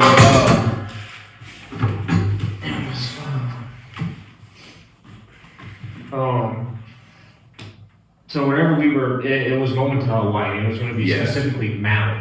Okay. We were specifically going to go to Maui for a week. Yeah. And we chose not to because I think we wanted to go with somebody and we were going to pay them to come and everything. Yeah. And literally 4 people turned it down, bro. And I don't know how. Like, I remember offering T at the time. I remember offering my little sister Jayla, sister-in-law in there. You know what I mean? All said no. And so we were like, screw it. We're not going to go to Hawaii. We're going to go to Miami. And then it was, like the first day we were in Miami, like the first day we would have been in Hawaii, Maui Fires. Yeah. Oh, shit. And it was kind of messed up. Not my best moment, but a current construction project was going on at that time. Yeah. And there was something going on with a sub or some sort. So pretty much a week behind, and I was planning on not being a week behind, being, vacationing at that point. Right. And so, I remember at that point I told my client to go do some stuff with the military. I'm not trying to tell them I was just going to go on vacation. Right. You know? And if we went to Hawaii, bro, I would have been fucked for a little bit. Yeah, dude. I wouldn't have been able to come home for like a month. Yeah. Yeah. Just weird. Worked out that way. Yeah, my little sister Jayla called me about it. She was like, "Yeah, thank God I didn't say yes." Man, it's crazy how like moments like that in your life happen. Yeah. And it only makes sense looking back at life. We can connect those dots, but like for you, like you said, if you went to Hawaii, I mean, you would have been fucking stuck there, which you definitely would have. Yeah. Like, do you ever think there's other moments like that have happened in your life? Oh. Gosh, I'm thinking. I'm thinking, you got any? Yeah. Yeah. I mean, a few in particular I think about, like, when I was at my first unit and I filed the EO complaint, man, because it was bad, bro. Yeah. Like, just seeing how the trajectory of my life has gone from there just by standing up and saying the right thing. Mm-hmm. Like, instead of everybody else that was just like letting shit slide. Yeah. I mean, I can't think about it like not doing anything, but hypothetically, let's say I was just the type of person that would just let shit slide. Like, what would that say about my character? What would that say about, the military career in a whole? Because, like you said, I was always getting in shit with something in the military. And it's because I have like that good morals and values in character. Like, if we are really all one team, if this really is all one fight, why are you plotting against your brother and sister?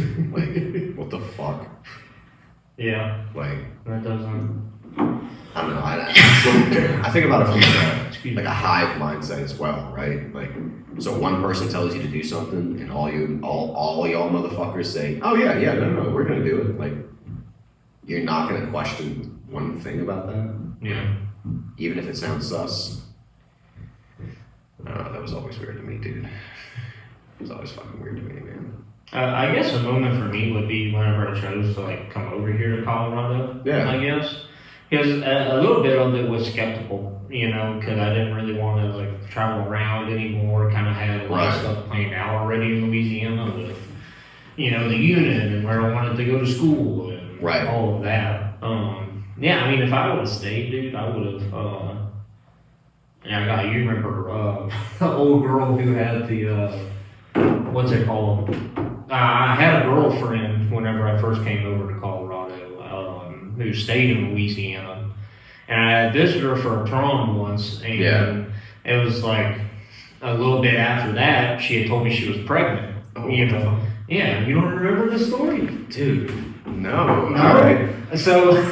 So after that, so she texted me that, and I was like, oh, fuck, I didn't tell anybody at the time, I kept it to myself. And so, I'm like, what do we need to do? Like, I was flabbergasted, like, what the fuck do we do, I was like, damn it, I didn't beat teenage pregnancy. You know what I mean? And so she was like, yeah, you gotta go to the doctor, you know what I mean? So she goes to the doctor, and she was like, I don't know, 3-4 months pregnant, something like that. Pretty far along without even noticing. And the timelines just didn't match up, with you. With me going down there and, how far along. So, yeah, I mean, at that point, I was like, fuck that. You know, this is not happening at all. Right. And yeah, she ended up having a baby later on. It was wild. You know, I am very Caucasian. Yeah. You know what I mean? So the math was not mathing. Yeah, I mean, if I would have stayed in Louisiana, dude, I mean, I probably would have followed down my father's footsteps a little bit. You know, drinking and drugs and all that. You definitely are your environment. That's the thing. Yeah. Like, and it was kind of tough around there. Yeah. A lot was saying to stay just because of the money and everything. Yeah. But you can always make more money. Yeah, made a lot more money in Colorado. Yeah. You know, first job over here was at Taco Bell. Really? Hated that job, dude. Hated it.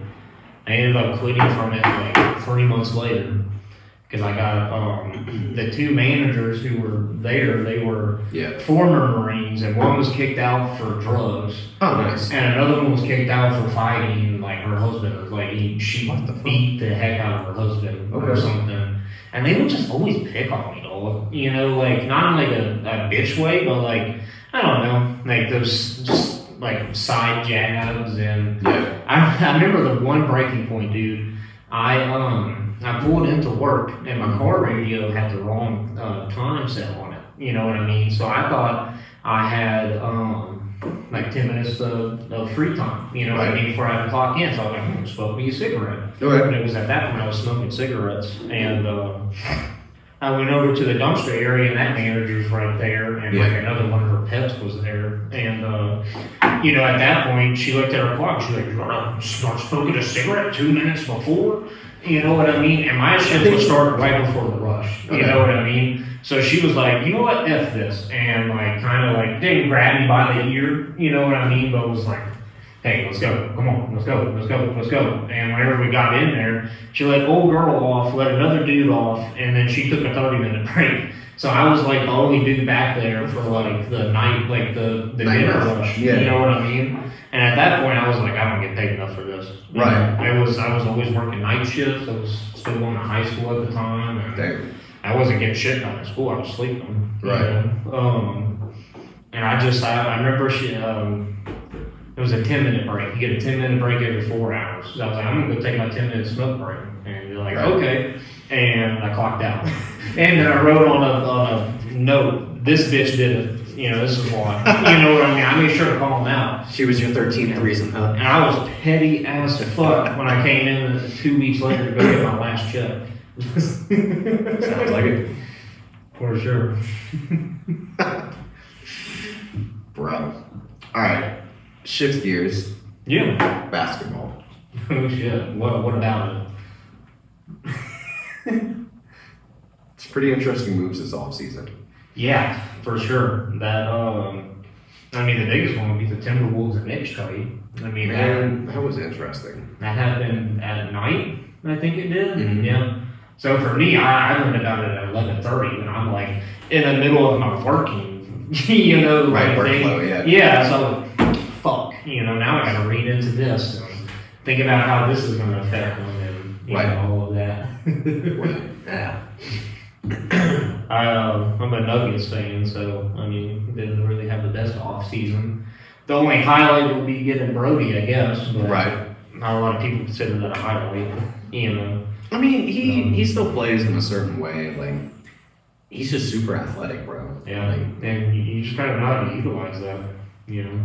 And that offense, having him push like a certain tempo, like, if it is for the second unit, like that's something he brings, man. I wouldn't be surprised if he starts sometimes this year over Christian Braun because Christian Braun's a third year player. We drafted him that year we won the championship. Yeah. Man, talking about a rookie season. Yeah, really. And his dude. He just hasn't lost. Like he won in high school. He won the championships. I think he did a year of school. College. Yeah, of college, and he won the college championship, and then went into the NBA, and then won the NBA championship. So a lot of not Denver locals, but Colorado ones, we kind of know that fun fact, you know. Yeah. Got you. So, and your team is still the Pelicans. I mean, mean, sure, you root for the home team, but I don't know. I wouldn't say I have like a team in particular that like I have to sit down and watch. Yeah. I don't know. Just for me, sports like I lost interest in like sitting down and watching sports teams like that. Yeah. Around that time we deployed because we just didn't watch it anymore. Yeah. And I don't know, I just made the switch at that point. Like, I was like, okay, well, I mean, I'm not going to go out of my way to watch a basketball game or a football game, but if it's on, like, cool, I'll watch it, or I'll kick it with the homies, whatever. Like, watch sports, but I'm not going to go out of my way to watch sports. So when do you end up watching the games then? Like, do you kind of like, oh, Los Angeles and the Warriors are playing, you know, tomorrow or something like that? Do you only watch the big games, or? No, like, I don't.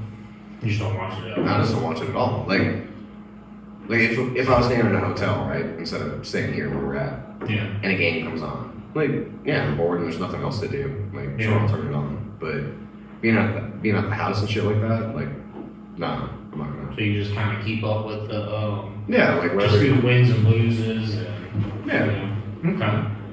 So, but you would say the Pelicans though. That's kind of sure. You always probably just know more about at home. And no football. We don't watch football. No football at all. No. I guess I would say I follow the Nuggets. I wouldn't say religiously, but pretty well. Yeah, I mean, I listen to 7 different podcasts about players. You know what I mean? So yeah, that's how you're pretty invested. Tattooed on my leg. Right. That was a drunk decision, but came out well. You know. Yeah, I remember I told I called the tattoo shop. Time 8 p.m. You know, and they close at 9:30. And I was like, hey, I got something simple. We're going to Miami tomorrow. Right. You know, I want to talk shit. Can you make this happen? Yeah. You know? And they're like, yeah, sure. And fucking, I made a bet with old boy. You know, if you get it done before the shop closes, I give him like $100 as a tip. And he for sure did. You know. Fuck yeah. Yeah. With the work. Man, alright, so I'll say this guiltily. Like, I don't watch basketball like that, but I've definitely been playing 2K. Like, like that, yeah. It's kind of a weird like treat for me if basketball's going on and I have like the time. I'll sit there and play 2K while I'm watching. Oh, there you go. And that's a real trip. You know what I mean? Because you'll be sitting there like, damn, you know, LeBron James just got dunked on, and then your life later in the game just got dunked on because you're watching the game. You know, so. I don't know, man. The playoffs, I definitely enjoy watching the playoffs for sure. Like, it doesn't mean atmosphere behind it. I'll try to watch it like as much Nuggets games as I can. Yeah. You know, if they're playing like the Hornets, you know what I mean. I'm probably not gonna watch them play the Hornets. Well, yeah. I mean, and just other big games too. I mean, you know, let's say Sixers and Lakers or anything like that. I kind of not the whole game, you know, but just kind of parts and bits. It's crazy. I'll put like 2, 3, 4 games on at once. You know, just on the TV, just to kind of, I don't know, keep up with it. Yeah, man. I mean, I haven't played in a while, man, but like, I enjoy playing basketball. I enjoy, like, I mean, unfortunately, 2K is the only option that we have for basketball, but I enjoy playing it. It's crazy there's not another option, Yeah. Like, I enjoy playing it because, again, I enjoy playing in real life as well. Yeah. Perks are, like, you know, when you're playing a video game, obviously you can move better in a video game than you can in real life. Yeah. But, you know, if you play the same way and, you know, play with like-minded individuals, like, you can fuck around and beat the shit out of somebody. Yeah. The only downside of this is then you come across those certain Xbox fucks that, like, cheat all the time. And, it's pretty unfortunate. No, I usually say something along the lines of like, wow, I can imagine, like, I can't imagine, like, living in my mom's basement, picking fucking Cheeto dust out of my belly button. Like, oh my god. Like, I forgot what grass feels like. Like I only live to play this game. Yeah. Type shit. Whenever I'm not playing 2K, I have to find the video game. Yeah. I like to troll, dude. I really like to mess with people. Right. So the game I was playing earlier, the finals, which okay. just kind of a shooting game and everything. Like we'll sit there and we'll get to the end of the game. I'm pretty decent at it. Right. We'll sit there and I'm usually like one of the leading players in the 5-man team or whatever. Right. I won't say a word the whole game. Won't use the mic, nothing like that at all. We'll get to the very end of it, right, when it goes to the victory and you see then the scoreboard. Nobody can leave yet. You know what I mean? I'll then go, y'all need to go play fucking Pokemon or something, bro, after this, because this is kind of challenging for y'all. And I'll just turn the mic on. And then they leave the game. You know, and what the fuck? You know, just to mess with them. You know what I mean? Just to, oh, no, man. Bro, yeah, the only game I play besides 2K, which I haven't played in a minute, is Dead by Daylight. Dead by Daylight. Yeah, it's like a asymmetrical horror game. Essentially, there's an objective you do, and while you're doing that objective, you're also trying not to get murdered by the killer. Like you do the objective so you can escape the killer. Yeah. But that whole time, obviously, the killer, knowing that the objective is they don't want you to escape, so they're gonna try to hunt everybody down. It's pretty fun. Like you know, in the spirit of Halloween, like at some point, I'm probably gonna play the game because it is spooky season. Yeah. Like spooky season. Like you'll just be minding your own business and you look around like your shoulder because you know it's really quiet in the game and you're like, okay. Like with kids, if it's quiet, you're like, okay, something's fucking wrong. Yeah, so for sure. Like in the game, if it's quiet, you're like, all right, let me just look over my shoulder, and then you're like, from around the corner, you just see the silhouette of Ghostface face just like looking at you, and you're like, okay, maybe I need to get the fuck out of here. Like, it's pretty fun, man. Like, yeah. So on the topic of trolling, bruh, so. We were playing, man, it was me and my buddy Mike. We were playing a game one time. Oh, and it was his brother too. So we were playing a game, you know Leatherface, or like the Chainsaw Massacre. Yeah. Not personally, no, but you know. Yeah. I've seen the tapes, that's just crazy, bro. So we were playing against that killer. And my buddy Mike got, and there's like a system in the game where like, you know, you get caught 2 times, and then the 3rd time you die. Yeah. So like he was in a spot where he got caught, and at that time in the game, there was certain things that like you could stay by a kill or stay by one of the survivors you caught, and like you could go completely like silent. So if the survivor wasn't paying attention to like where the killer went, they wouldn't hear anything because the killer could go completely silent. So he hid. Fun fact: he hid around a corner in this like basement, right? Yeah. So I'm asking Mike, I'm like, hey bro, you know, is the killer still down there? And he goes, I don't know, probably. I'm like, all right, fuck you, dude. So I'm gonna run down there. Sure enough, the Texas Chainsaw Massacre comes running out from around the corner with the chainsaw, and I'm like, and we're both dead. So sure enough, shit, we're both dead. And afterwards, he's like, you know what? I'm gonna fucking message this guy. I'm gonna tell him how I feel. Like, and you know it's bad when they bring out, I'm gonna message this dude. Yeah. I'm gonna send him a message, man. He was like, he said something like, dude, like, imagine not knowing what grass feels like. Or he said something like that.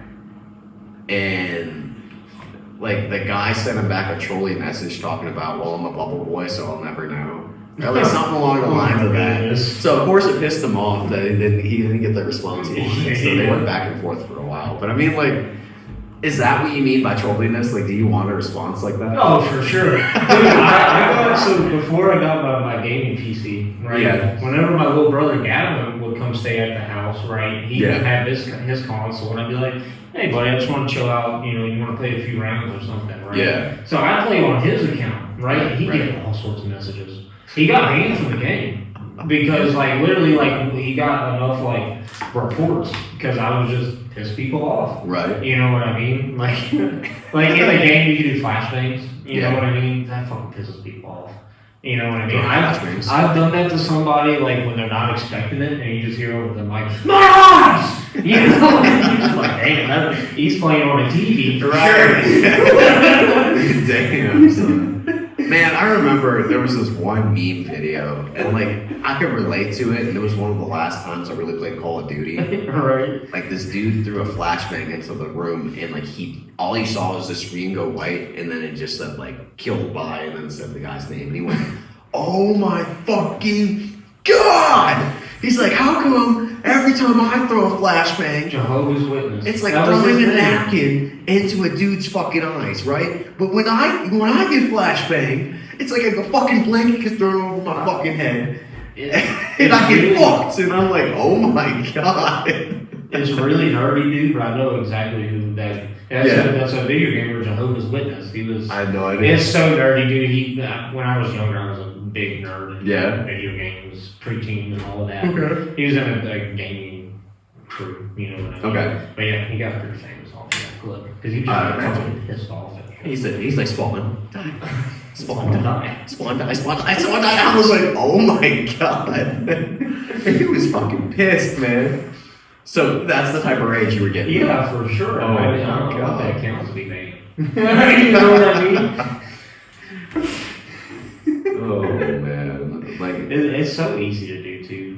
Dude. I'm not happy to say this, right? But I would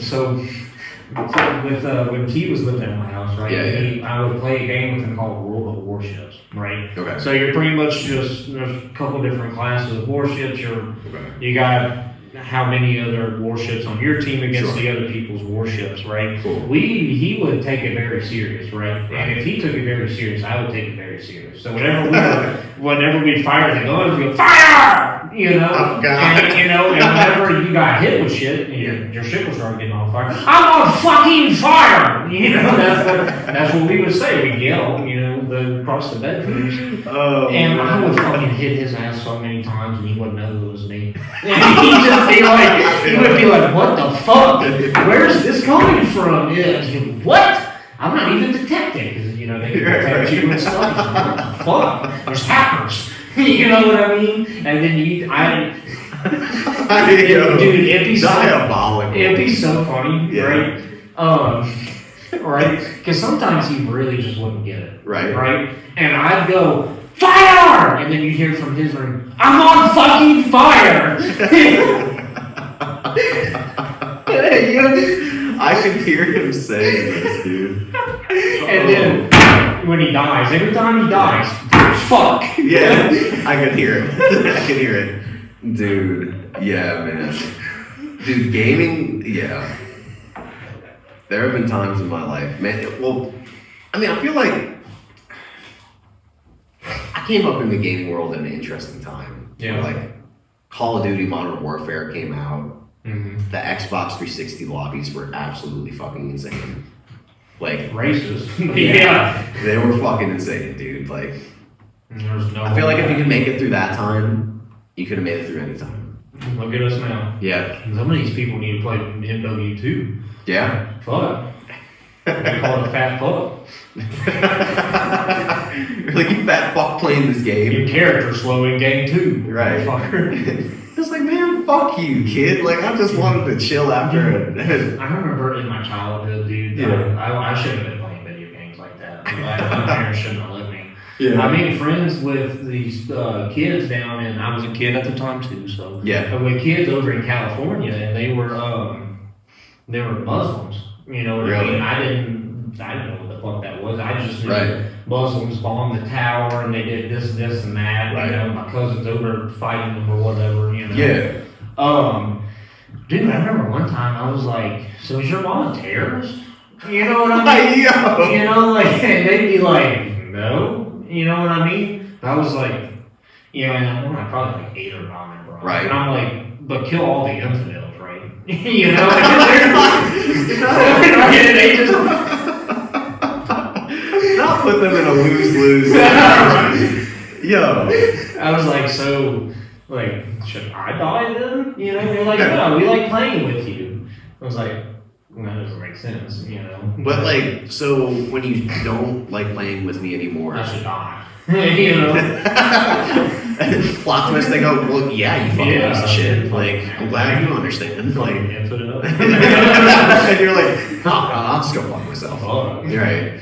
Playing with some other dudes. I learned about masturbation on Xbox. What the fuck? Dude, I got such a funny story about that. So here, I had at some point, like, there were country dudes, and fucking one dude was explaining it to me. He's like, "Yeah, you just grab it and plug." You know what I mean? And it's crazy to think back about this. That was where I found out about this. Right. Xbox.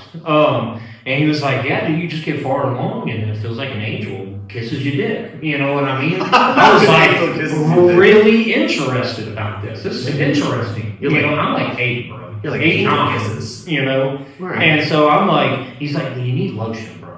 You know what I mean? I'm like, okay. I'm an 8-year-old white kid. I ain't got fucking ashy knees. I got no need for lotion. You know what I mean? So I'm looking around the bathroom, right? What the fuck can we use, right? I'm looking at all the stuff, and it's like, oh, there's conditioner, you know, and blah, blah, blah, blah, blah. And my dumb ass said fucking icy hot.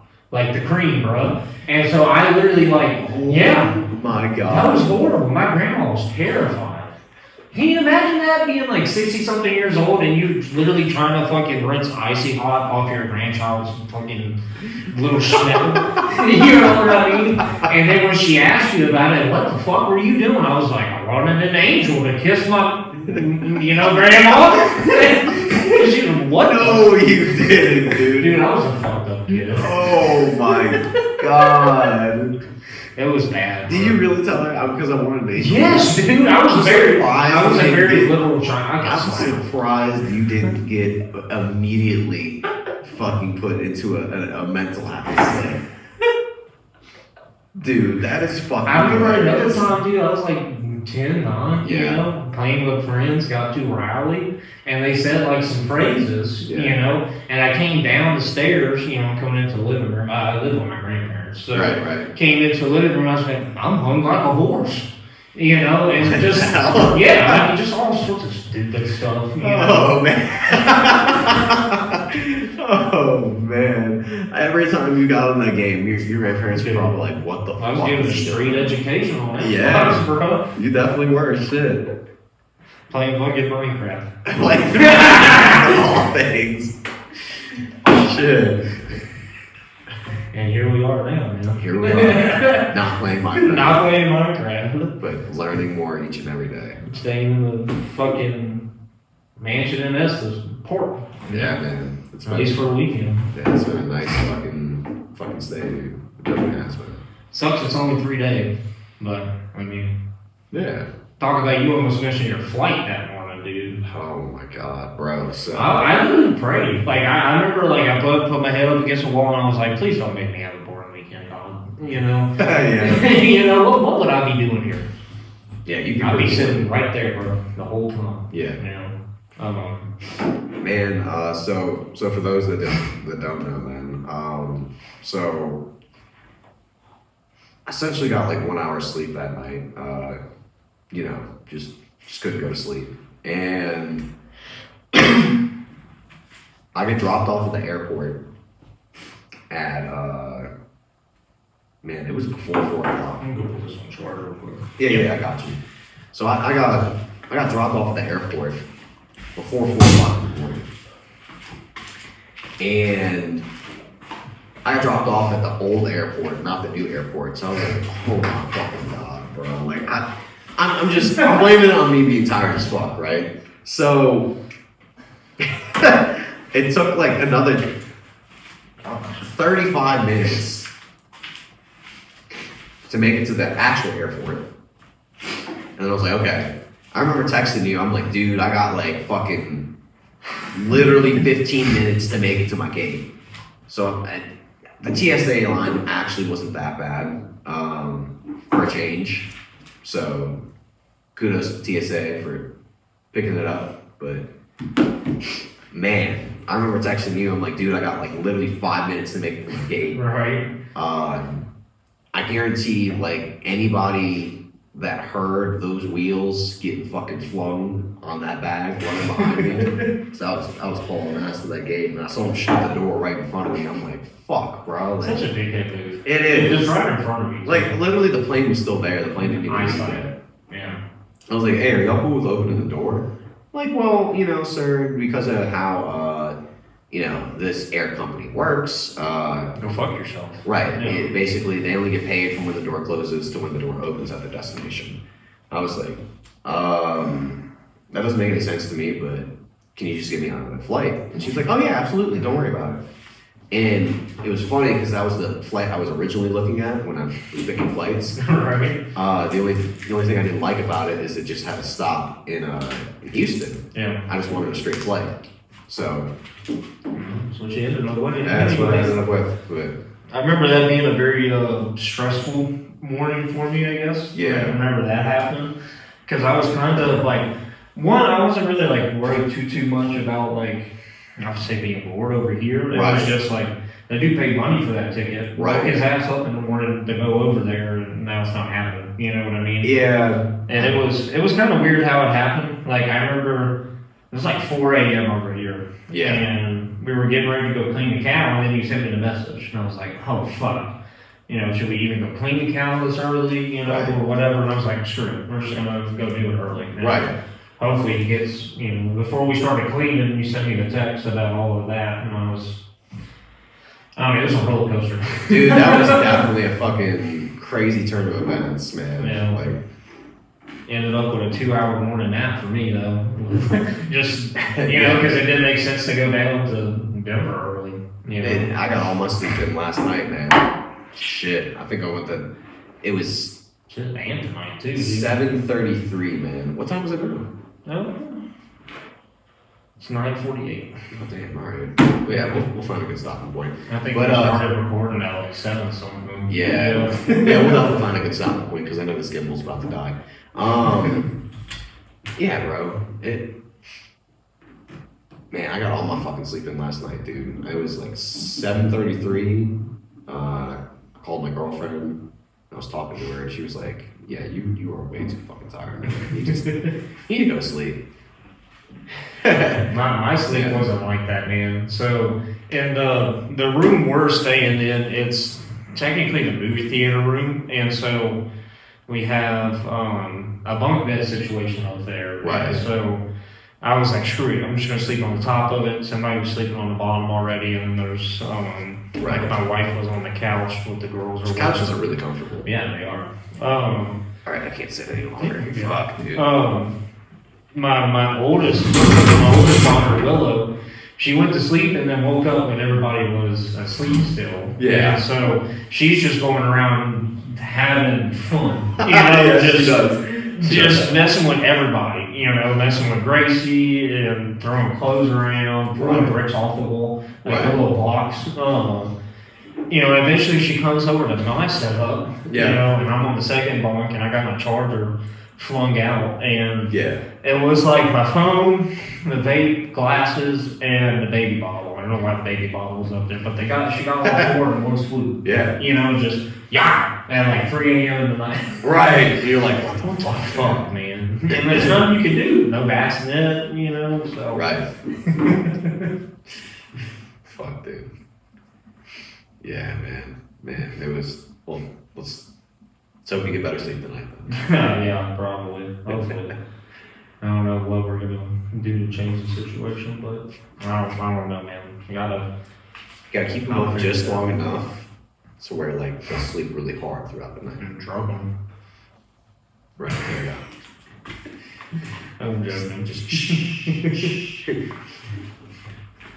yeah, bro. This is a long time coming, man. Yeah, I think we've had everything going with JSG for, well, I've been a part of it now for what, since early this year, something like that. And then with the podcast and everything now, I mean, I think we were kind of just waiting for, you know, you to come over here or me to go over to Louisiana to get this, you know, recorded and everything. Right, bro.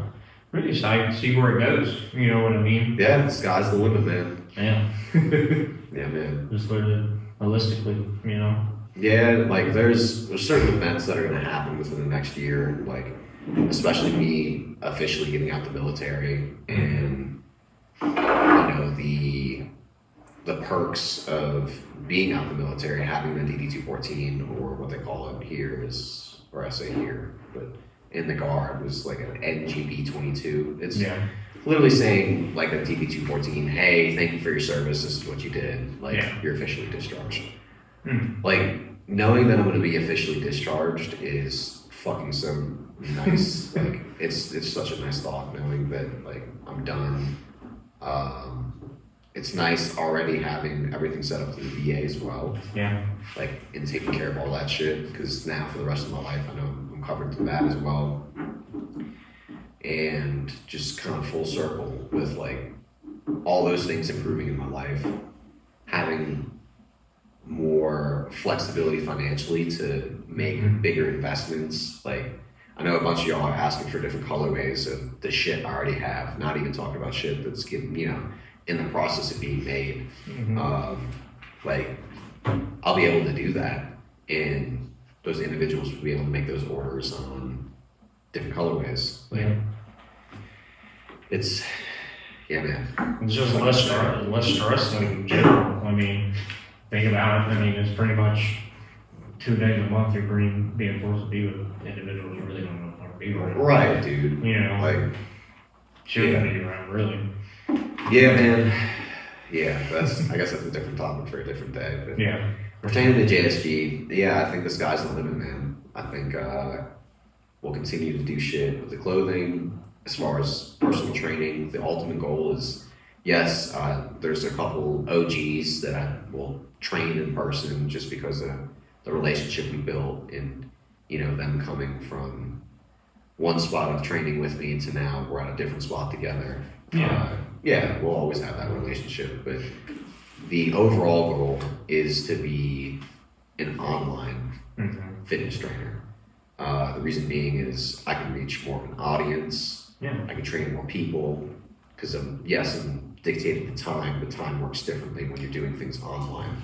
Like I can spend 4 hours and get everything I need to get done for the week doing everything online versus you train in person. Okay, well, not only are you training that person, but you're building them a workout program, and then we're also tracking, your macros, and then I'm training with you as well. Like, again, doing all that stuff in person, I don't mind it, but I only have time to do it for so many individuals.